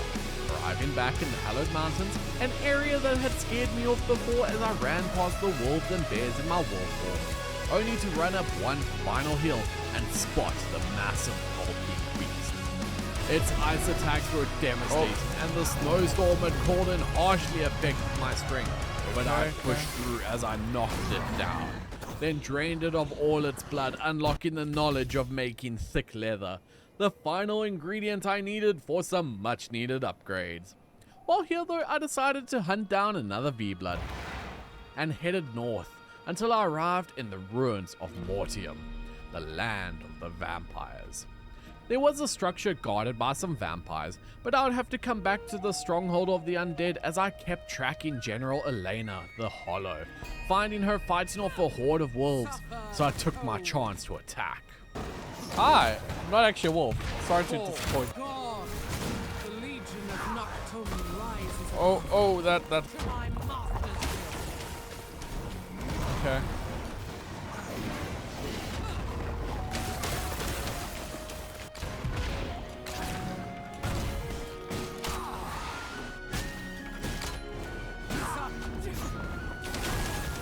It's to my master's will. It's to Master Dracula.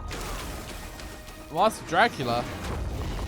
Dracula got nothing on me, The lady. Legion of Noctum will be victorious. Rise my army.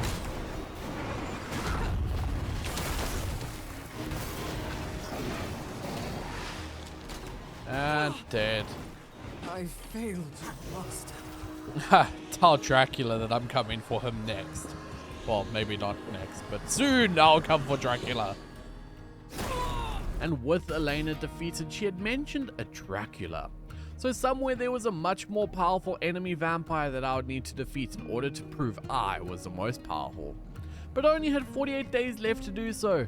I began to head home and wanted to have just a peek in that vampire stronghold, but the gods were just so strong. Okay. Let's head home so that I can try and make myself some actual upgrades. I got back just as night 53 started, then sets up an altar of Stygian Awakening. This structure is incredibly powerful with multiple unlockable passive skills, but I was missing what I needed. I need Stygian shards. How do I get Stygian shards? I would need to figure that out, and soon. For now though, I made myself a mountain peak bag which increases your inventory size and allows you to carry some silver without taking damage, as well as use the thick hide I turned into leather to craft myself some blood hunter armor, giving me a massive 25% increase to my overall health. I then sent Grav on another hunting mission while I did some base cleanup, setting up some new storages and moving the old ones, so I could spend less time in base and more time trying to grow my power and take out the remaining V-Bloods. I also made some more bottles to stock up on blood from my prisoner before heading off on the next hunt. Arriving at what appeared to be a large mineshaft with golems patrolling, and at the top was Terra the Geomancer. This place is not for you. Be gone. I thought this fight was going to be easy, but I never expected her to morph into a massive golem.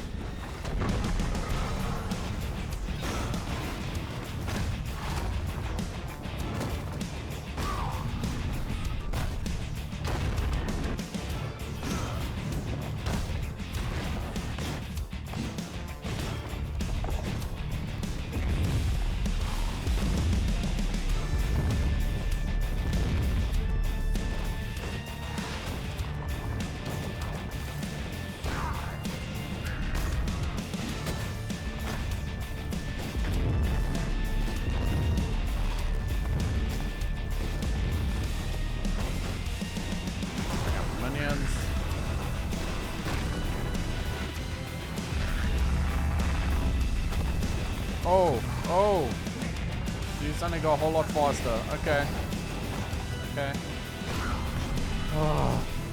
More of the minions who hurt a lot. No angry golems. Dodge that. Oh. Okay. Boom.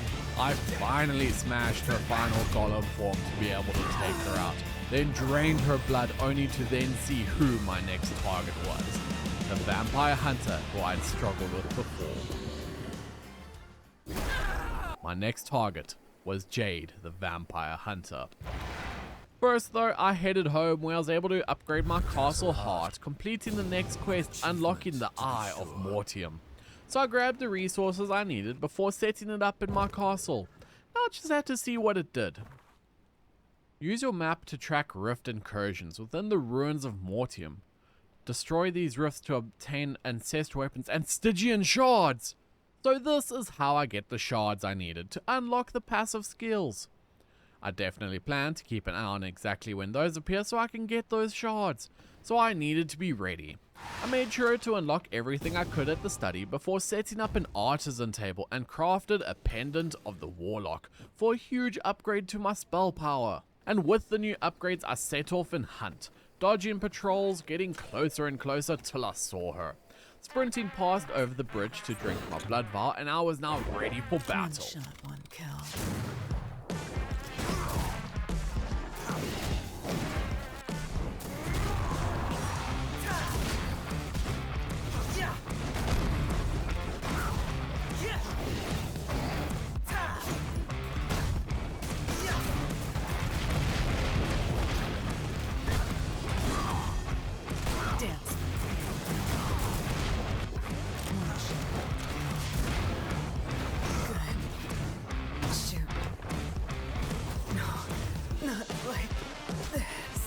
Exactly like this.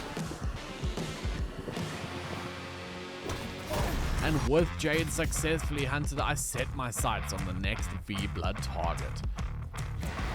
Then began to run north, far north, past the Arctic bears, only to stumble across a vampire merchant. He had a range of powerful ancestral weapons for sale, but I had no shards to buy them.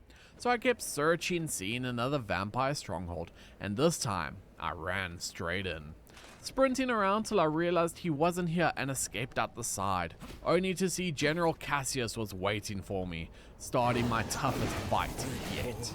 Calls for your neck. Let us begin.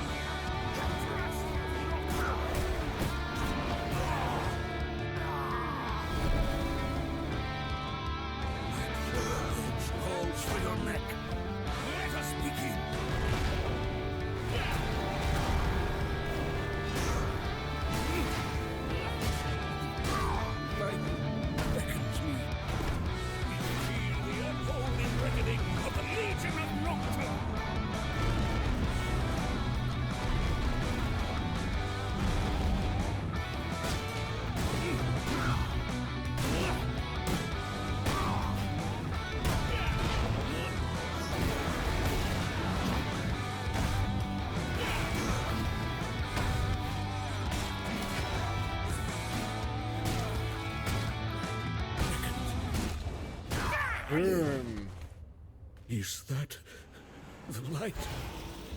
Frostmourne hungers. Get wrecked, my dude. Feels good with General Cassius finally down, allowing me to claim his powers. I felt so good. One drop I got was a shattered iron strung straight bow, but in order to craft it, I needed to make an ancestral forge. I needed to defeat Octavian, the militia captain. I also got another spell from General Cassius, and that was an upgrade to my Ghost Walk ability. Now when I attack from the shadows, it will spawn another minion adding to my horde. So with my new powers, I set off to take down the next V-Blood on the way to being able to defeat Octavian. And I travelled back to the south in the Dunley farmlands, where the church I'd found previously was located. Taking down the carriage waiting outside, but now I had a problem. As a vampire, the church will scorch me with holy radiation. Thus, I first had to lead out all the guards so I could take them out safely. Then headed in with my skin starting to burn from the holy powers. I was now on a deadly timer. Walking through as my health ticked lower, I did find one spot with no guards to heal up, using bloodmen to let me push deeper towards the cathedral. Entering it to find Raziel the shepherd standing near the altar. My next target. But the combination of holy radiation and his holy blast brought me so close to death that I hit 1 health point before I was in a safe space to bloodmen. I wouldn't be able to do this fight yet. I had to escape the area and began the run home instead to come up with a new plan. While I was at the castle, however, planning to head back to Raziel, I noticed something on my map thanks to the Eye of Mortium. There was a world event going on. Rifts had opened in the ruins of Mortium and I wanted to investigate. Running over in my wolf form straight past the guard to find a vampiric rift had been opened, bringing many demonic creatures through that I began to fight. Draining one's blood for a 92% Draculan bonus, a blood type that will help sustain me a ton if I am able to utilize it effectively. Finally though, I defeated the final demon, shattering the blood rift, causing a bunch of those Stygian shards to drop. There was another blood rift I had to clear out, causing a lesser blood soul to spawn in the center. And this blood soul was brutal to fight, as I got really close to dying more than once. But I finally brought it down, shattering the entire blood rift for a ton of shards and loot, including a shattered gouging battle scythe. I definitely want to get that ancestral forge to try and make these shattered weapons, but there was another rift I fought through. But this one was not quite as easy as a blood soul actually killed me once. So I was able to come back and finish it off.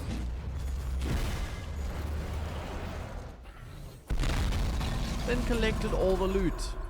Before I left, I did see there was another rift event active. This one though was way too high a level for me, being level 80 plus. So decided to just head home and research how I could survive the church and take down Raziel. Eventually making a holy radiation potion out of some sunflowers and grave dust. This should help me ward off the holy radiation. Thus I headed back to the Church of Dunley, running straight past all the guards and nuns until I got to the cathedral, then began to fight Raziel, the shepherd.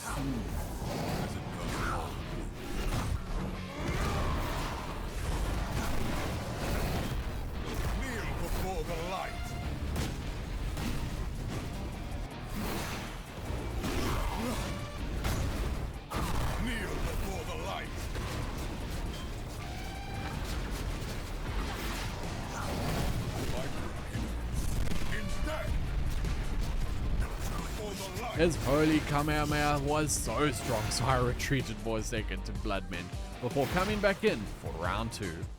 Your soul is damaged beyond repair. Use my great strength.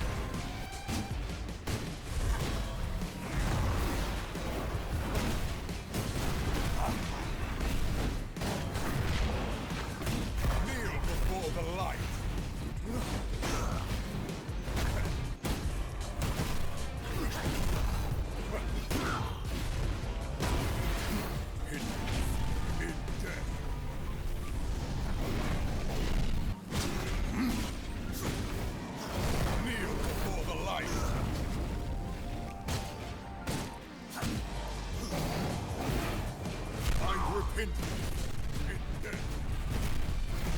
This time managing to defeat him with the final Chaos Blast to the face. For the blind! This cannot be.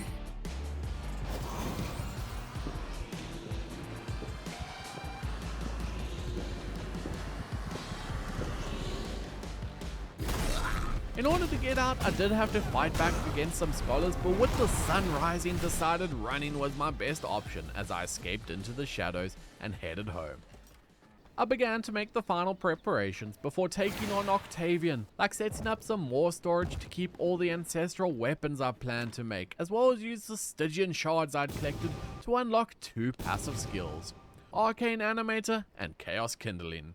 With my new powers, I set off to the Bastion, breaking through the guards' ranks as they fell like butter, taking them all down until I met Octavian in his Hello, my quarters. friend. I will Welcome. bring safety to the people by any means necessary. Give up. Whoa. Okay.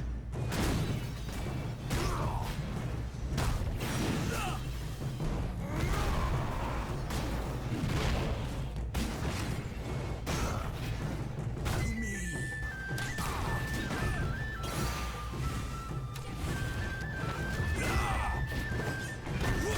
It's an old trick.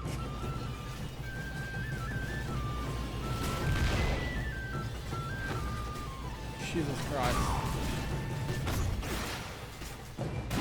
Oh, that's so cool. Seems we missed it. No matter.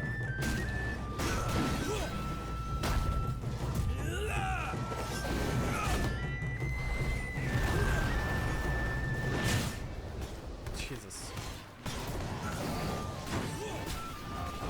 To me. Okay. Okay, Mr. Beyblade, can you stop, please? Jesus Christ. Sorry, Octavian. You are.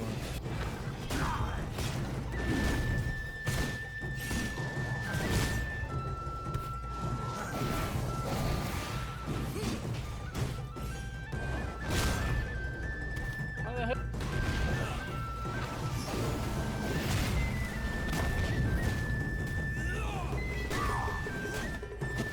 It's an old trick.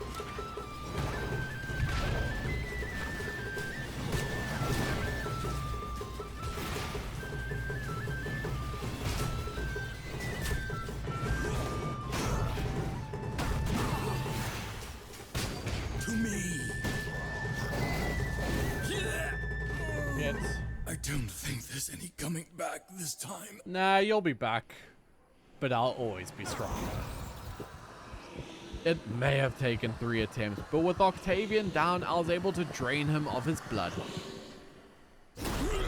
Only to see I wasn't done yet. The Ancestral Forge needed radium alloy, a resource I had no idea how to get yet. So I traveled north, as far north as I had ever been before, as the land around me appeared rotten and vile. I was in Gloomrot, the land of mutants, but I wasn't here for them. I was here to break into the Transcendum Machine Factory, sneaking around the edges, taking out the guards and workers that tried to stop me progressing, as I wanted to fight Ziva, the engineer. Hello, wanna help me test something? No thanks. Holy shit. Okay. Holy. No, let's not do something new.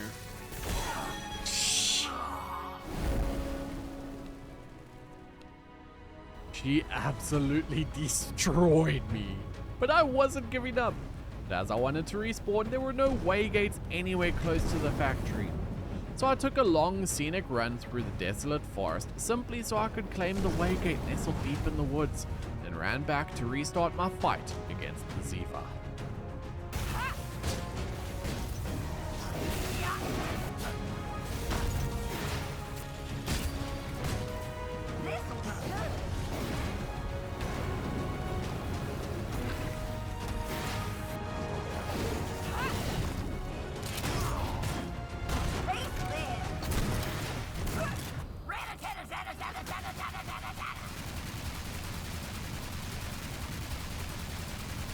Okay, gotta be careful of that. Paste lead. I call this the Iron Dragon. Oh, she can fly. Okay. Come on, gang, jump in.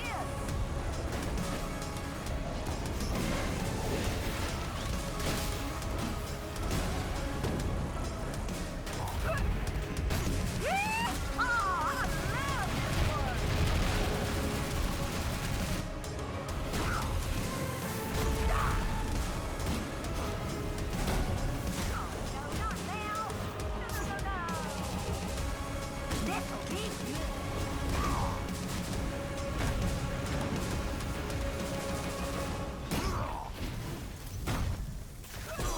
Oh.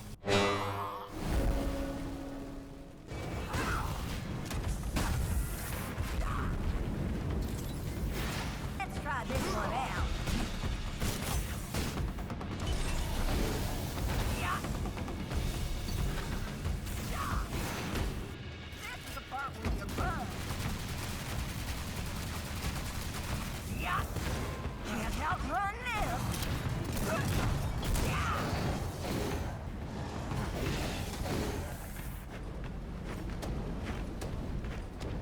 Come on, gang, jump in.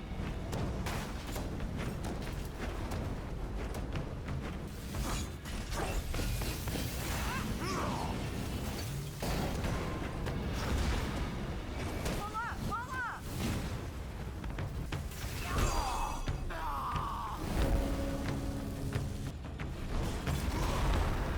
Now, come on, you stupid hunk of metal. Up and away!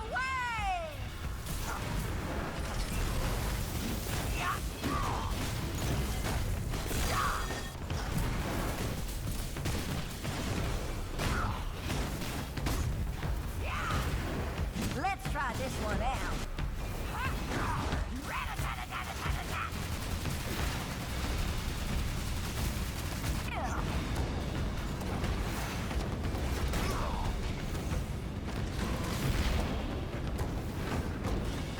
Damn it! Going down!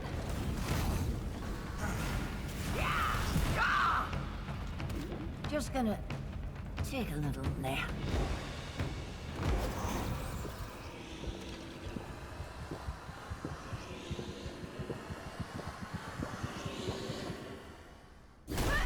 In what was my longest fight yet. It was night 62 by the time Ziva was defeated.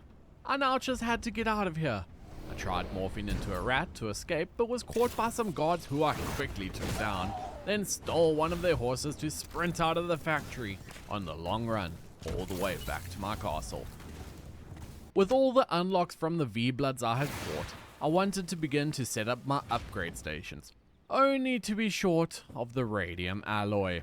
So after making a primal blood essence, I headed back north to the factory, but this time I wasn't here to fight Ziva. I was here to take out all of the guards, ransacking their chests, fending off the hordes of workers and guards, simply to collect their stores of radium alloy they had in the chests around the factory. Till I had what I thought would be enough, and then found a cave nearby was able to take me safely all the way south and headed home. Built the ancestral forge, and this is where I can reforge the shattered weapons I had been finding. But I was short of even more radium alloy. I didn't want to go back to the factory, and I instead planned to set up a fabricator, but this thing was massive. So made the decision to build a second story for my castle. Breaking down some walls to make space for the staircase, marking out where all of the second floor was going to go, and even having to destroy some extra foliage to make space for the symmetry. Then placed down my throne and decorated the room with some pillars and lights. It was done. And now I had space to set up the fabricator below. With this, I was able to craft some ingredients I needed to refine my own radium alloy at the furnace that I then used to craft my very first infused weapon. The Vindictive Flambeau. A great sword that can inflict chill on my enemies and with a decent amount more damage than usual. If I wanted to upgrade it further, however, I needed to unlock dark silver crafting. But for now, I wanted to do some shopping, so I arrived at the market where I was able to leap through the fence and transformed into my human disguise, an ability I had unlocked when I defeated Bane. But here I was able to use my silver and buy the remaining 2 pieces of Blood Hunter armor I still needed, as well as some new weapons I might try if I get the ancestral shards for them. Then got home where I could unlock them at my study, and then crafted up the armor. Now I thought it should be easy to take on the next few V-Bloods, but I had never been so wrong, as I was going to fight Domina, the Blade Dancer. I've got a collar in your side.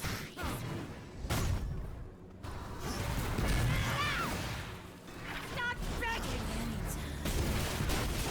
anytime. You're all mine.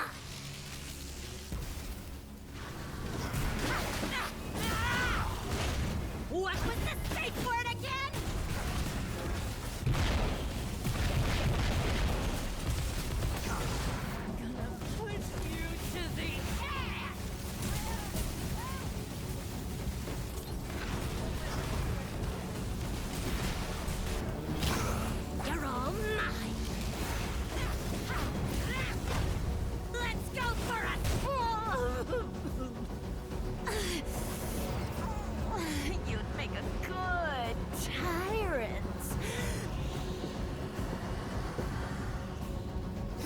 After I finally took away Domina's buzz, I now stepped up to fight Angram, the Purifier. A target. I will destroy it. Die! Die! Die! Die! Protect the weak flesh.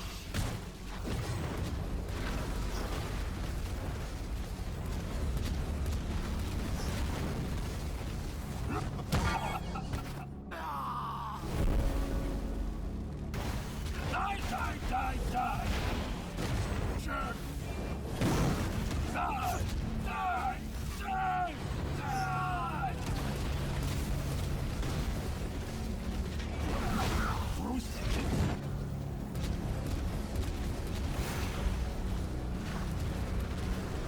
Ordering destroy. Oh. Scum, scum, scum, scum.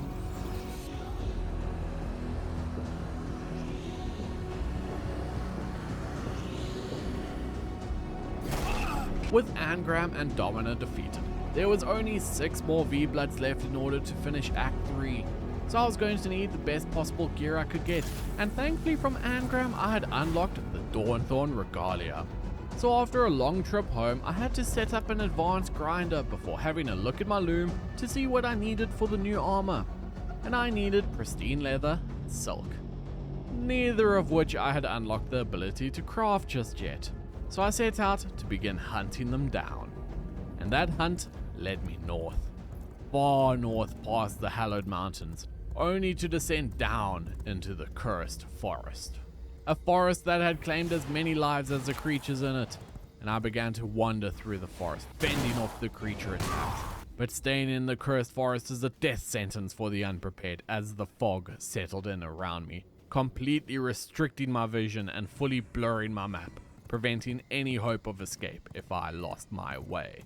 So sticking to the road as I followed the blood scent trails until I found my target, Ben, the old wanderer. The fox, the hound. He desperately tried to escape, but I hunted him down like a bloodhound, until finally getting the defeating blow to drain his blood.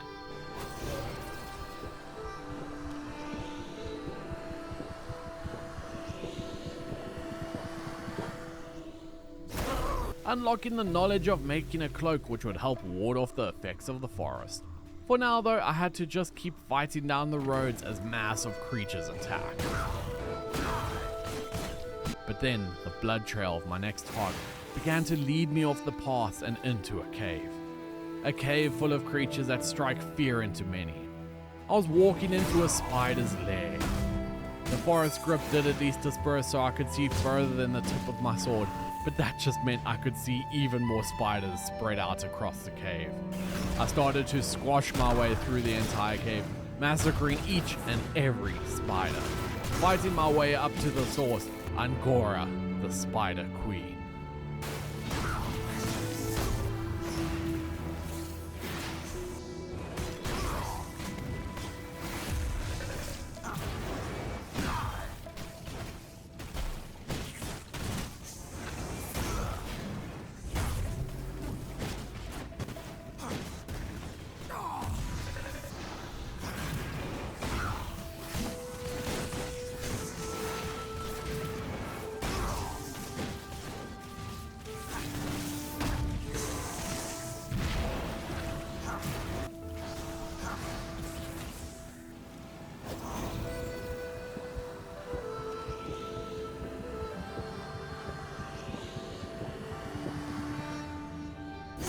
By the time I was able to drain the spider's blood, it was the 69th night since I'd risen from the coffin, giving me a host of abilities, including summoning my own spider and morphing into a cute little one.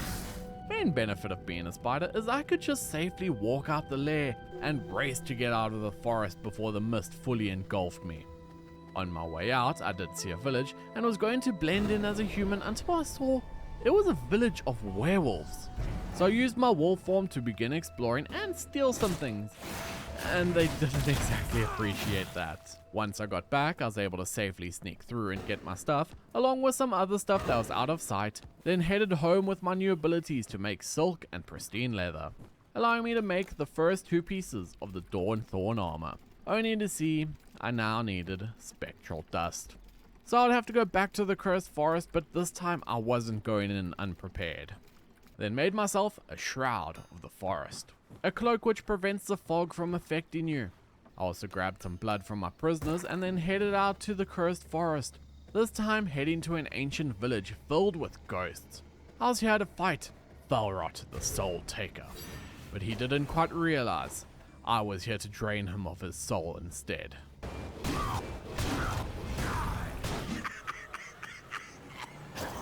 What? Killed me?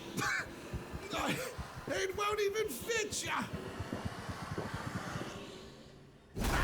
With soul rot down, it left me free to mine some of the resources around the village, gathering everything I needed, then headed home where I was able to craft the final pieces for my Dawnthorn Regalia, leaving the final 3 V-Bloods to take down for Act 3. So with those goals in mind, I made up some more health potions, then headed out in search of Wilfred, the village elder, only for the blood trail to lead me back to the werewolf village.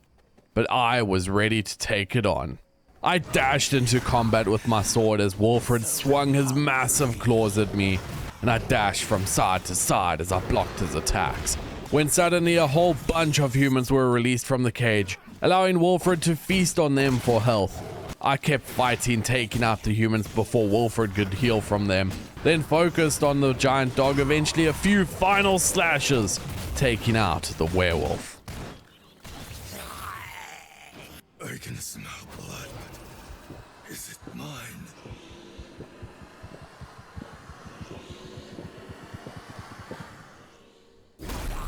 With the werewolf down, I started to make my way back towards the cursed forest, as I was hunting Albert, the Duke of Bastion. Then as the moon was rising, I spotted the giant toad.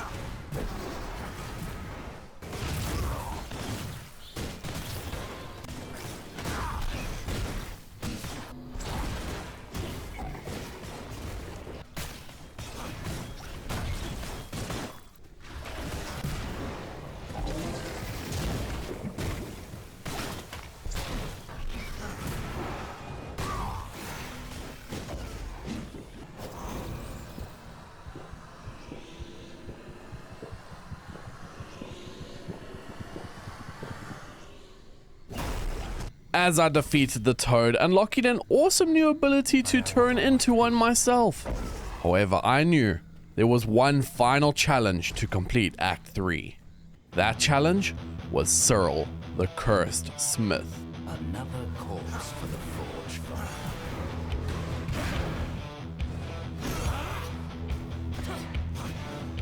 Do you bend like steel or break?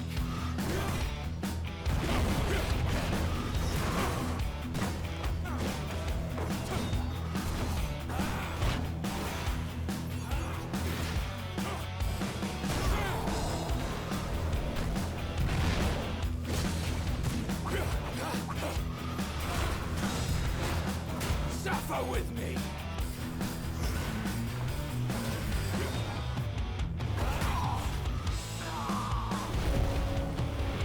I am bound to defend my form. I'll admit, I do like the crunch.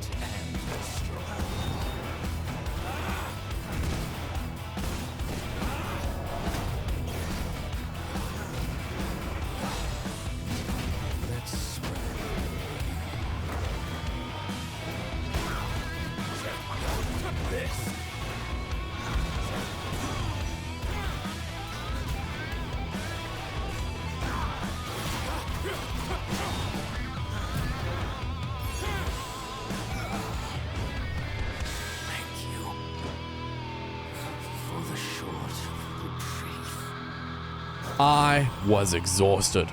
It took so long, but finally Cyril was downed. And there is no more satisfying feeling than beating a boss you've struggled with. But I knew my struggles were not over, as I was now in Act 4. With only 27 days left to complete it, so with the final few defeats under my belt, I began the long trip home, making use of the travel network to travel fast across the map as time was of the essence. Getting home only to spot Simon Belmont stalking right past my castle entrance, but thankfully he did not see me. With the final act laying ahead of me, I needed to get my upgrades, so I had some base building to do, and that involved setting up an anvil and an advanced forge. With these two new crafting stations, I could smith silver ore into dark silver, but that just made me realize I'd never collected any silver ore. So with my new mission, I headed off in search of silver, but honestly I had no idea where to go. So after I checked on my map, I was entering Silver Light Hills. It had soldiers guarding the entrance that I silently took out, only to realize there was an army outpost right here. This was not going to be an easy area. But I pushed past, continuing into the domain, finding some harpies, and chose to look in here. Fighting my way through the human birds and up the mountain looking for silver until I found the queen sitting at the top, Morian, the Stormwing matriarch.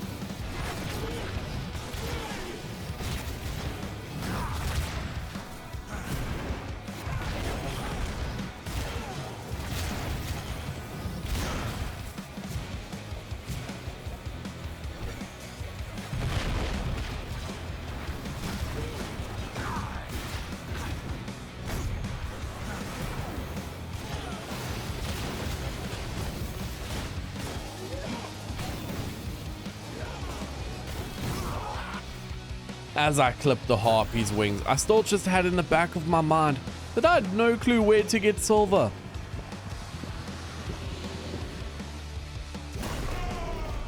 I did find some gem rocks I was able to smash for a couple really high quality gems, then continued my search where I found the Bright Haven Vineyards, and thought, why not get some grapes? But the guards didn't like that, and I got trapped as the sun started beating down on me, but I broke through the wall to get back to the shadows. Continuing further, I did run into another powerful patrol, but I did not want to fight them just yet, so instead was looking what I could get in this house as some soldiers followed me in. But I wasn't trapped in here with them. They were trapped in here with me.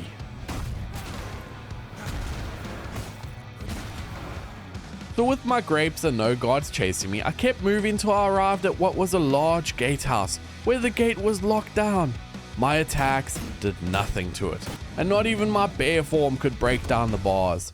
I could see Sir Magnus on the other side, so I knew I had to get in somehow, but for now, I had no idea. And I eventually needed to resupply during the silver search, so headed home. Stopping by the quartz quarry as I was running low on glass, only to get back late in the evening of day 77 to continue my silver search, and did find one node close to the waygate, then using my rat form to sneak past the soldiers, even if I did have to fight my way through the next group.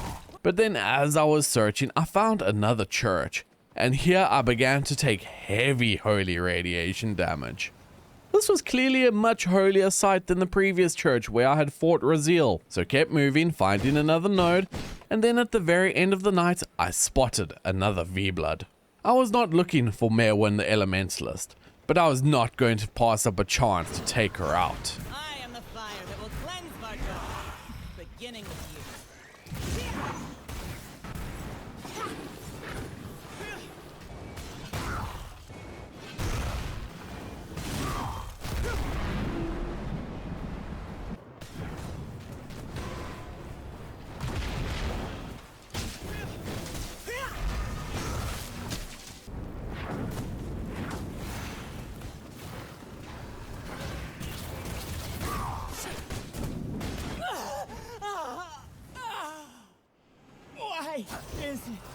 so dark.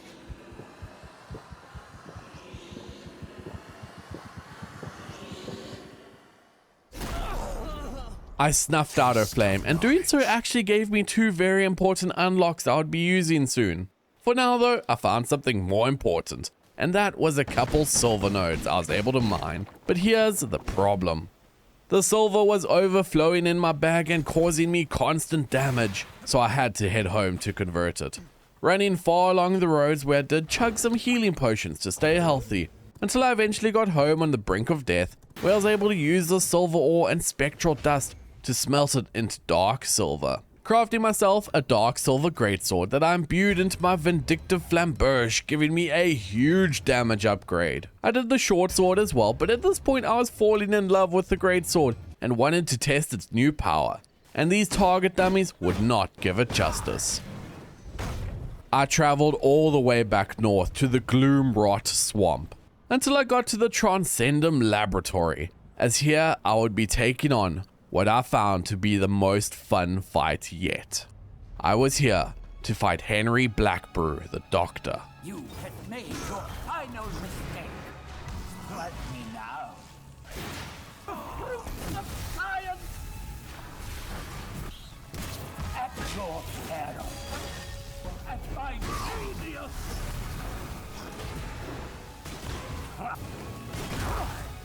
Nightmare. But science. Strike me now.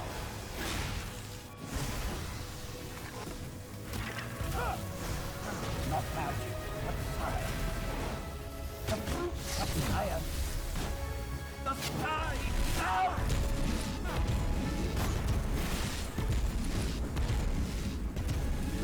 I think that's it! I'm brilliant!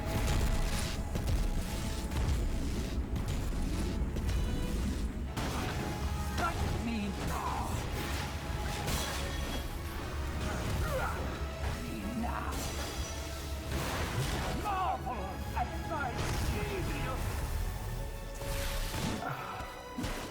You know not what you have done. As I drained the last of Henry's charge, I was truly smiling from ear to ear, as this fight was super fun to do. So if you're enjoying it as much as I am, please consider subscribing, as I still have the goal of reaching 200,000 subscribers. I'd also appreciate it if you consider checking out my Patreon.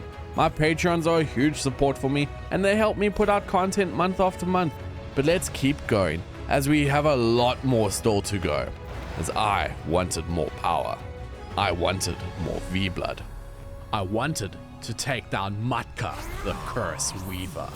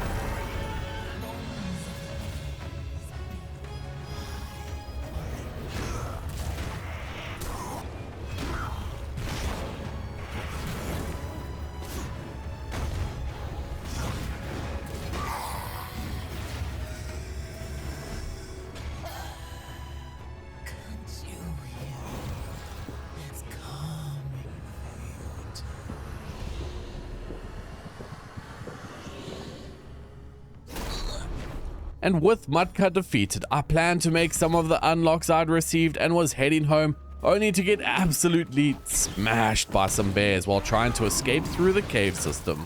I guess I wasn't overpowered just yet. And once I got home, I spent most of the day simply cleaning up the base, setting up an advanced loom and a Athenicum.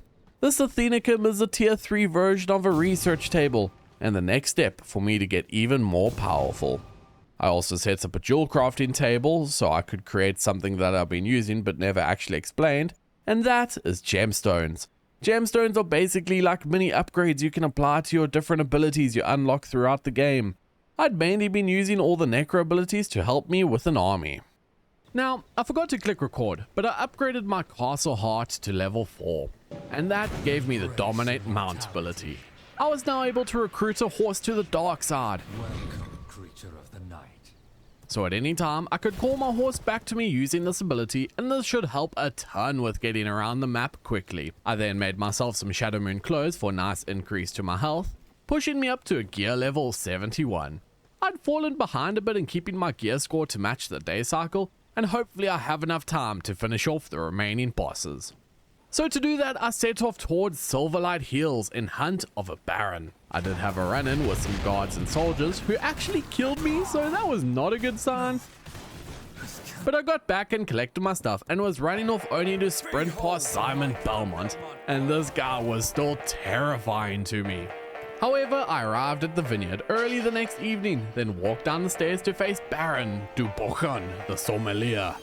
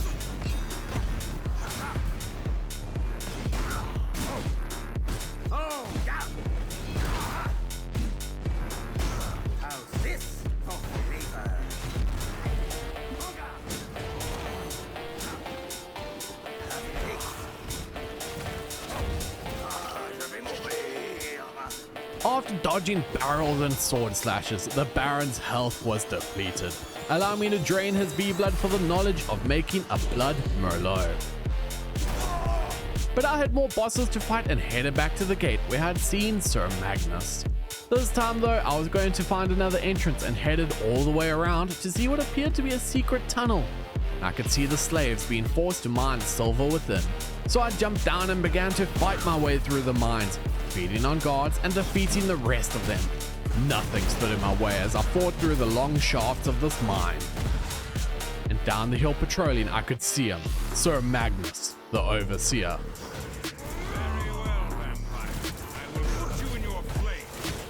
His ice attacks were brutal as I hacked and slashed my way in this fight, until my final spell blast finished him off. It was a quick and easy fight, but that's because I came in over-prepared. The remaining bosses would all be much more challenging. So after I collected the silver from their storages that I could use for more weapons, then headed home with my new prizes. I did have a couple skirmishers follow me into my castle, but they stood no chance, and I had to take them out to prevent my base location being revealed. Then in the evening of night 84, I was out hunting again, tracking V-Blood until I got to the Transcendent power plant, guarded by some huge spider mechs. Some of their attacks were insane as I slowly fought through the entirety of the power plant, collecting loot and resources that I'd be using to make upgrades of my own. Fighting them all one by one, only to accidentally die to some mortar explosive from one of the spider mechs. With how few days I had left, this was not what I needed, especially with how difficult the next V-Blood fight was going to be. I made sure to top up my blood from one of the soldiers, then walked up the steps and blasted Voltatia, the Power Master. Trespassers will be treated with extreme strictness.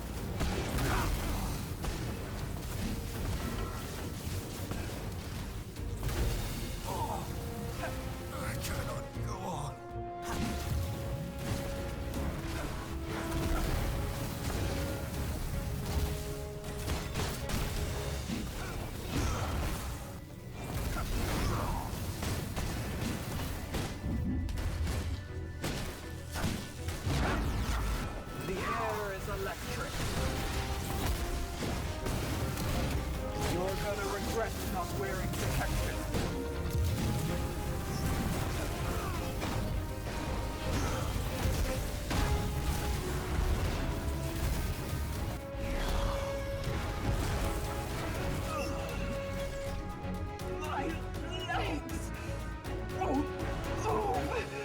It took so much practice and skill to finally drain Voltatia's batteries, but I did it. Draining her V-blood and collecting the pinata loot. With how long the fight had taken to beat her, all the guards and spider-mechs around the factory had respawned. So I fought my way back out through them all, farming the resources, including some uncharged batteries. I took them to the top of the mountain where the Transcendent Lightning farm was, and I did have to fight off the guards, but doing so allowed me to use their lightning harvesters to recharge the batteries, as these I'd be using to craft some late game resources for armor and weapons. But I couldn't spend too much time here as I was already tracking my next target. And on my way I did find a mutant with 65% blood I drained, as where I was going to need every advantage I could get. I was back in the Hallowed Mountains. I had to sneak behind Frostmore, who was patrolling outside, as I didn't have time for any unnecessary fights, then stalked along till I got to the cave of Terraclaw the Ogre.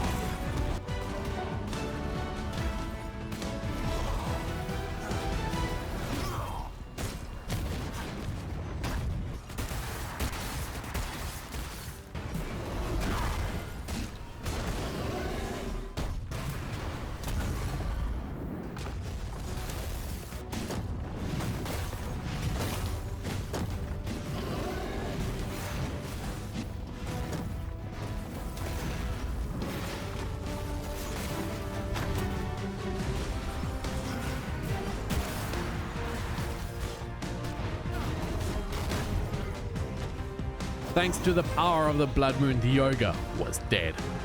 Not even close.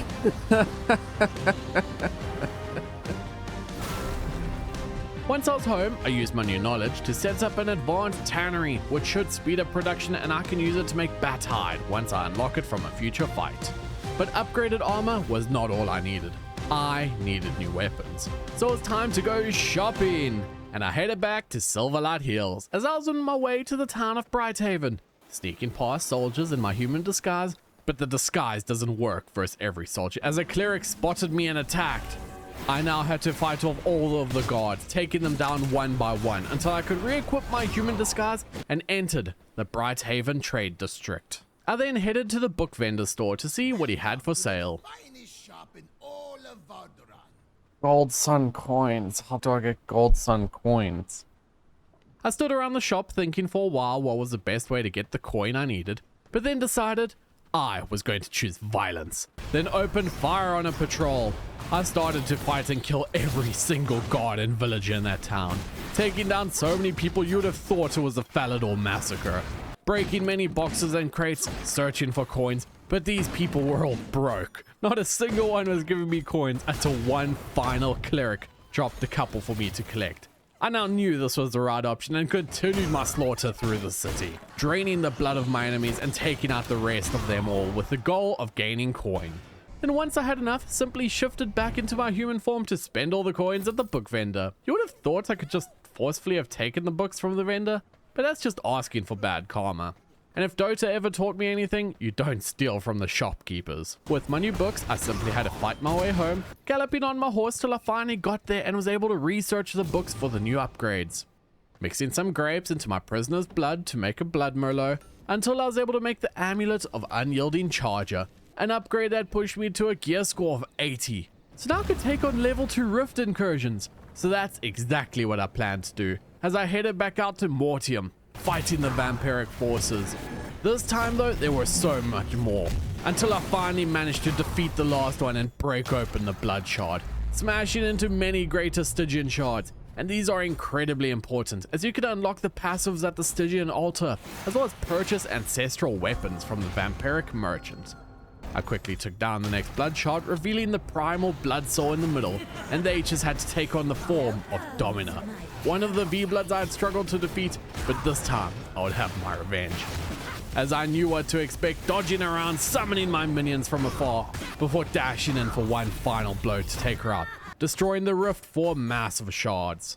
And through night 90 I did complete another 2 greater rifts, even if I did die twice doing them, but this still wouldn't be enough greater Stygian shards. So every time one shows up, I'll be taking it out, though I won't show everyone I do, as this video is already incredibly long and we have a ton more bosses still to get through and only 10 days to do it or fail my challenge. So I set off the next evening to begin tracking down Azariel, my next V-Blood on the list, and I remembered that Castle of Light I'd seen before.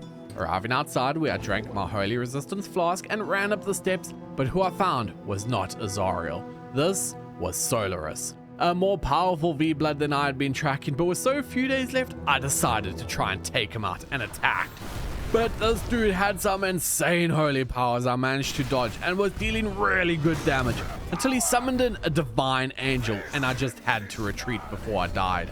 This time actually following the blood trail back through the streets of Brighthaven, till I got to the cathedral at the back of the city as the sun was rising, allowing the final few guards to finish me off. I seriously couldn't afford this delay. It really didn't help that by the time I managed to get back and collect my stuff, I was defeated again. I just had to hope the Azariel fight was easier than his guards. But finally I managed to get back and this time push through to enter the cathedral to begin the fight against Azariel, the Sunbringer. This action is ill-advised, to say the least. He sent out a mass of holy orbs which I had to weave between as my army of minions went up against him, but my damage output was insane as I quickly brought down Azariel's health in order to defeat him. I have powerful friends. This isn't over. The next evening I was then tracking down Lord Styx as I saw a huge winged shadow flying above, but I could not attack it. So instead turned my focus to start fighting Lord Styx, the Knight Champion. You will fall to a superior knight.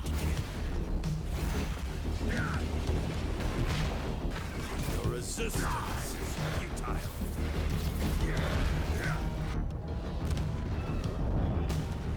Fate is etched.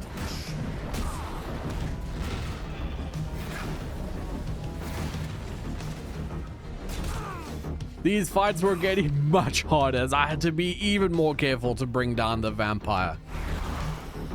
Everlasting night. Your fate. Blood mastering. Your fate is etched in shadow. This is your end. Bow to the everlasting night.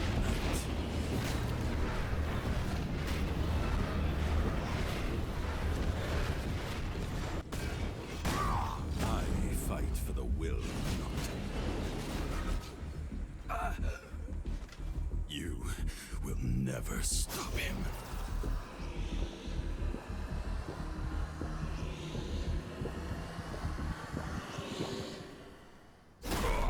Defeating Lord Styx gave me the ability to make bat leather, but I had another target on my list, and that hunt led me to the swamp, where I entered the lair of Gore Crusher, the behemoth.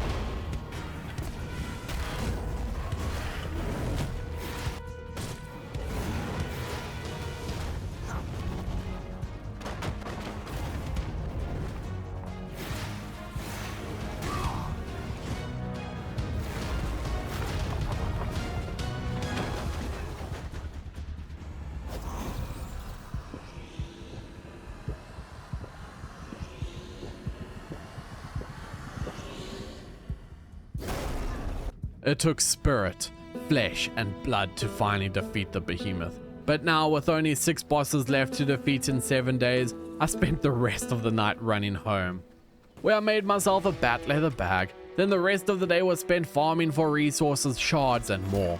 As tomorrow, the final push begins, and I wanted to be ready. 6 bosses, 6 days. This was it. No more room for failure. With the blood moon rising to signal night 95, I grabbed my final supplies before flying over in my bat form, landing inside of the vampiric castle, as I was here to fight General Valencia, the Depraved. Let us bathe this nocturnal theater in blood. The agony!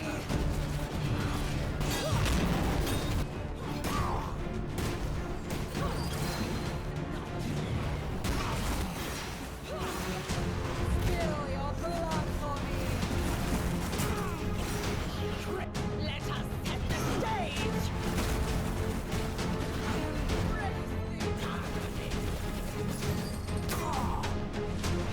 Another story.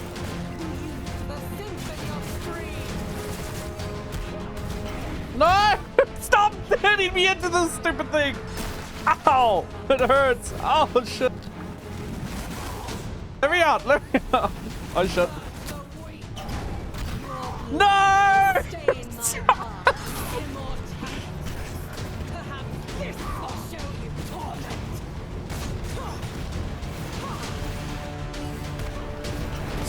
No! You keep hitting me into this.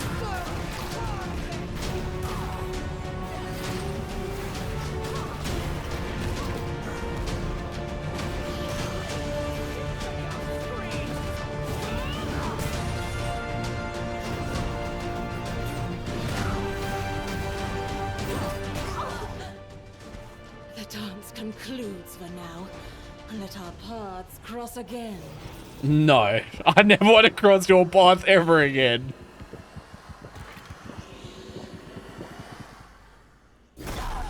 With the general sentenced back to a coffin of her own, it was time to begin my flight over to fight my first Shartbearer. I would be taking down Shartbearer, the winged horror.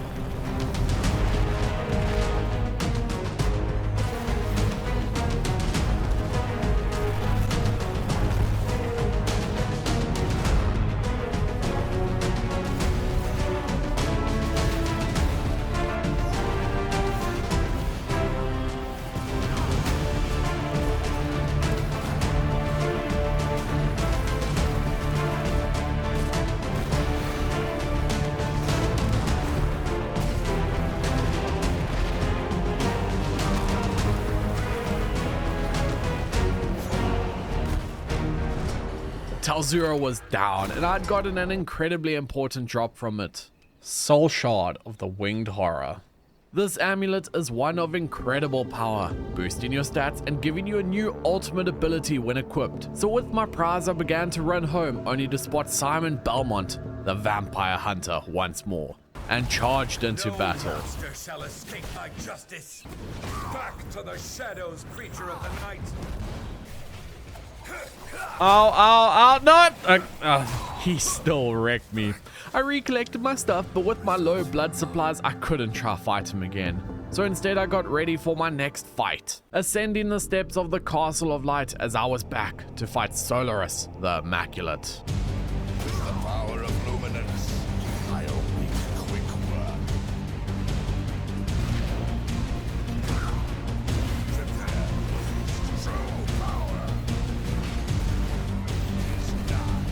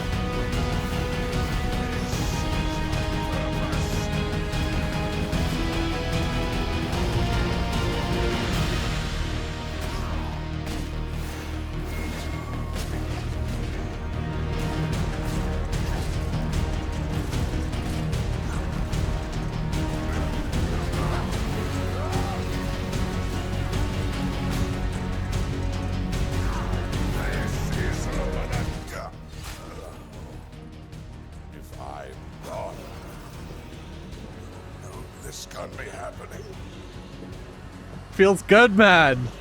Feels good. It took killing an angel and converting it to the dark side to defeat Solaris, but I had done it. I went off to try get a win. I was back for my revenge against Simon Belmont, the vampire hunter. Stand unyielding.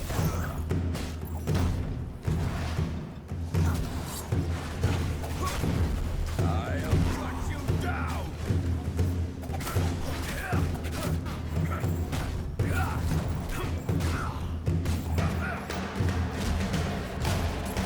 Cut you down. It lights the path to your demise.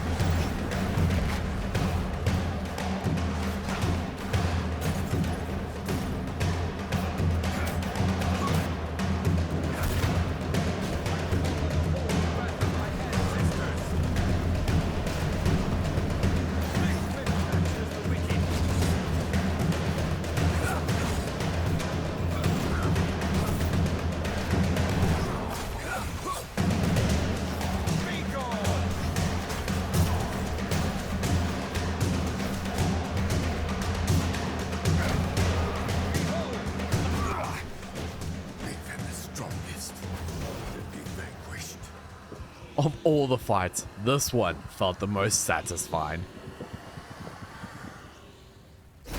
As with him defeated, I headed home where I was able to craft the fiendish Battlestorm, a pair of ancestral pistols, as I hoped their range would give me the edge I needed to defeat Adam. Then at the start of Night 100, my final day to defeat not just Adam, but Dracula as well, or fail my challenge. I broke through the gates of Adam's prison once prepared for the fight. This is the end of your world, and the beginning of mine.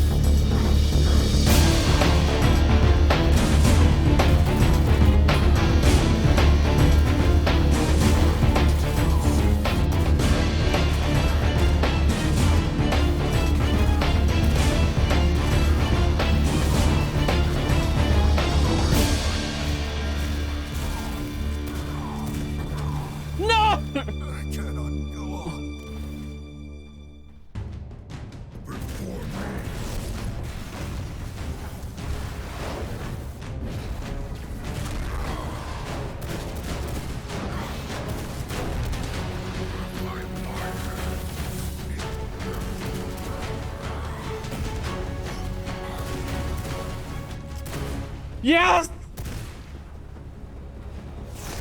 What? What? No! No!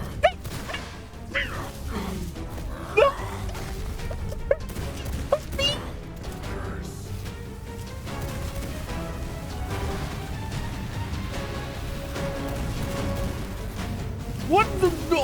No!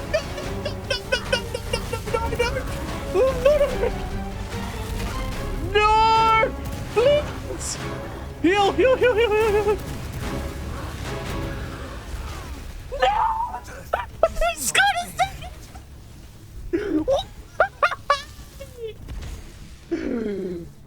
What? So close, and yet I failed. I had the challenge of achieving 100% by the end of Night 100, but I only had 2 bosses left. Now, I'm not about to leave you guys on a cliffhanger, so I will go until I can defeat Dracula and claim my throne as new king of the underworld. Before I can fight Dracula, I have to finish off Adam, the firstborn. This day was inevitable. Bow before me.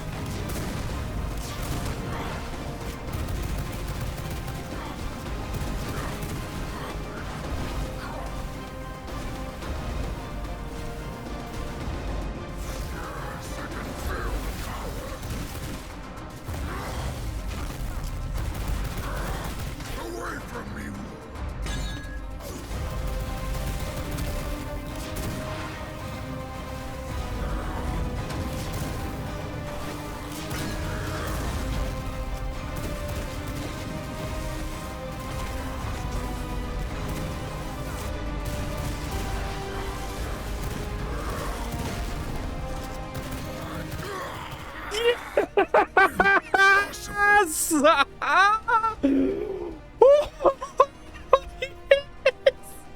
Yes! It took everything I had! It took everything I had! It took over 30 attempts, farming for legendary pistols, every single potion buff I could make, hunting for a 99% human that I enslaved and fed irradiant gruel to get that 100% bonus, and a blood moon. But Adam was dead. I was shaking. I had finally done it, though I still had another boss. That's why I was here in the snowy region of Mortium, galloping my horse through Dracula's castle, taking out his final guards and pushed through the doors, revealing a destroyed castle's throne room and a portal to the Shadow Realm.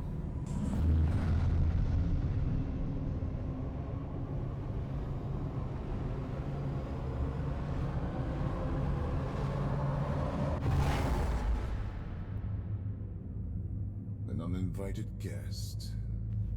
Welcome to my realm of eternal night. This was Dracula, the immortal king. My blood pulses within you. No matter. It will only serve my victorious return.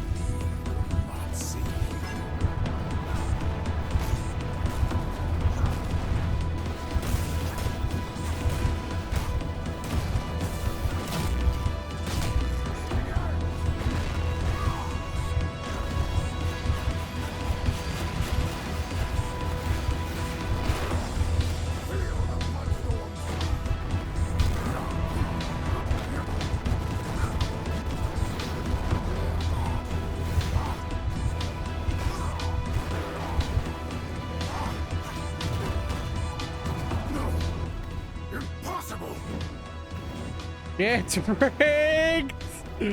Dracula! Give me your blood! Defeated by by my own power. There could be no other way. This was the foothill. This was the only way. I feel stronger.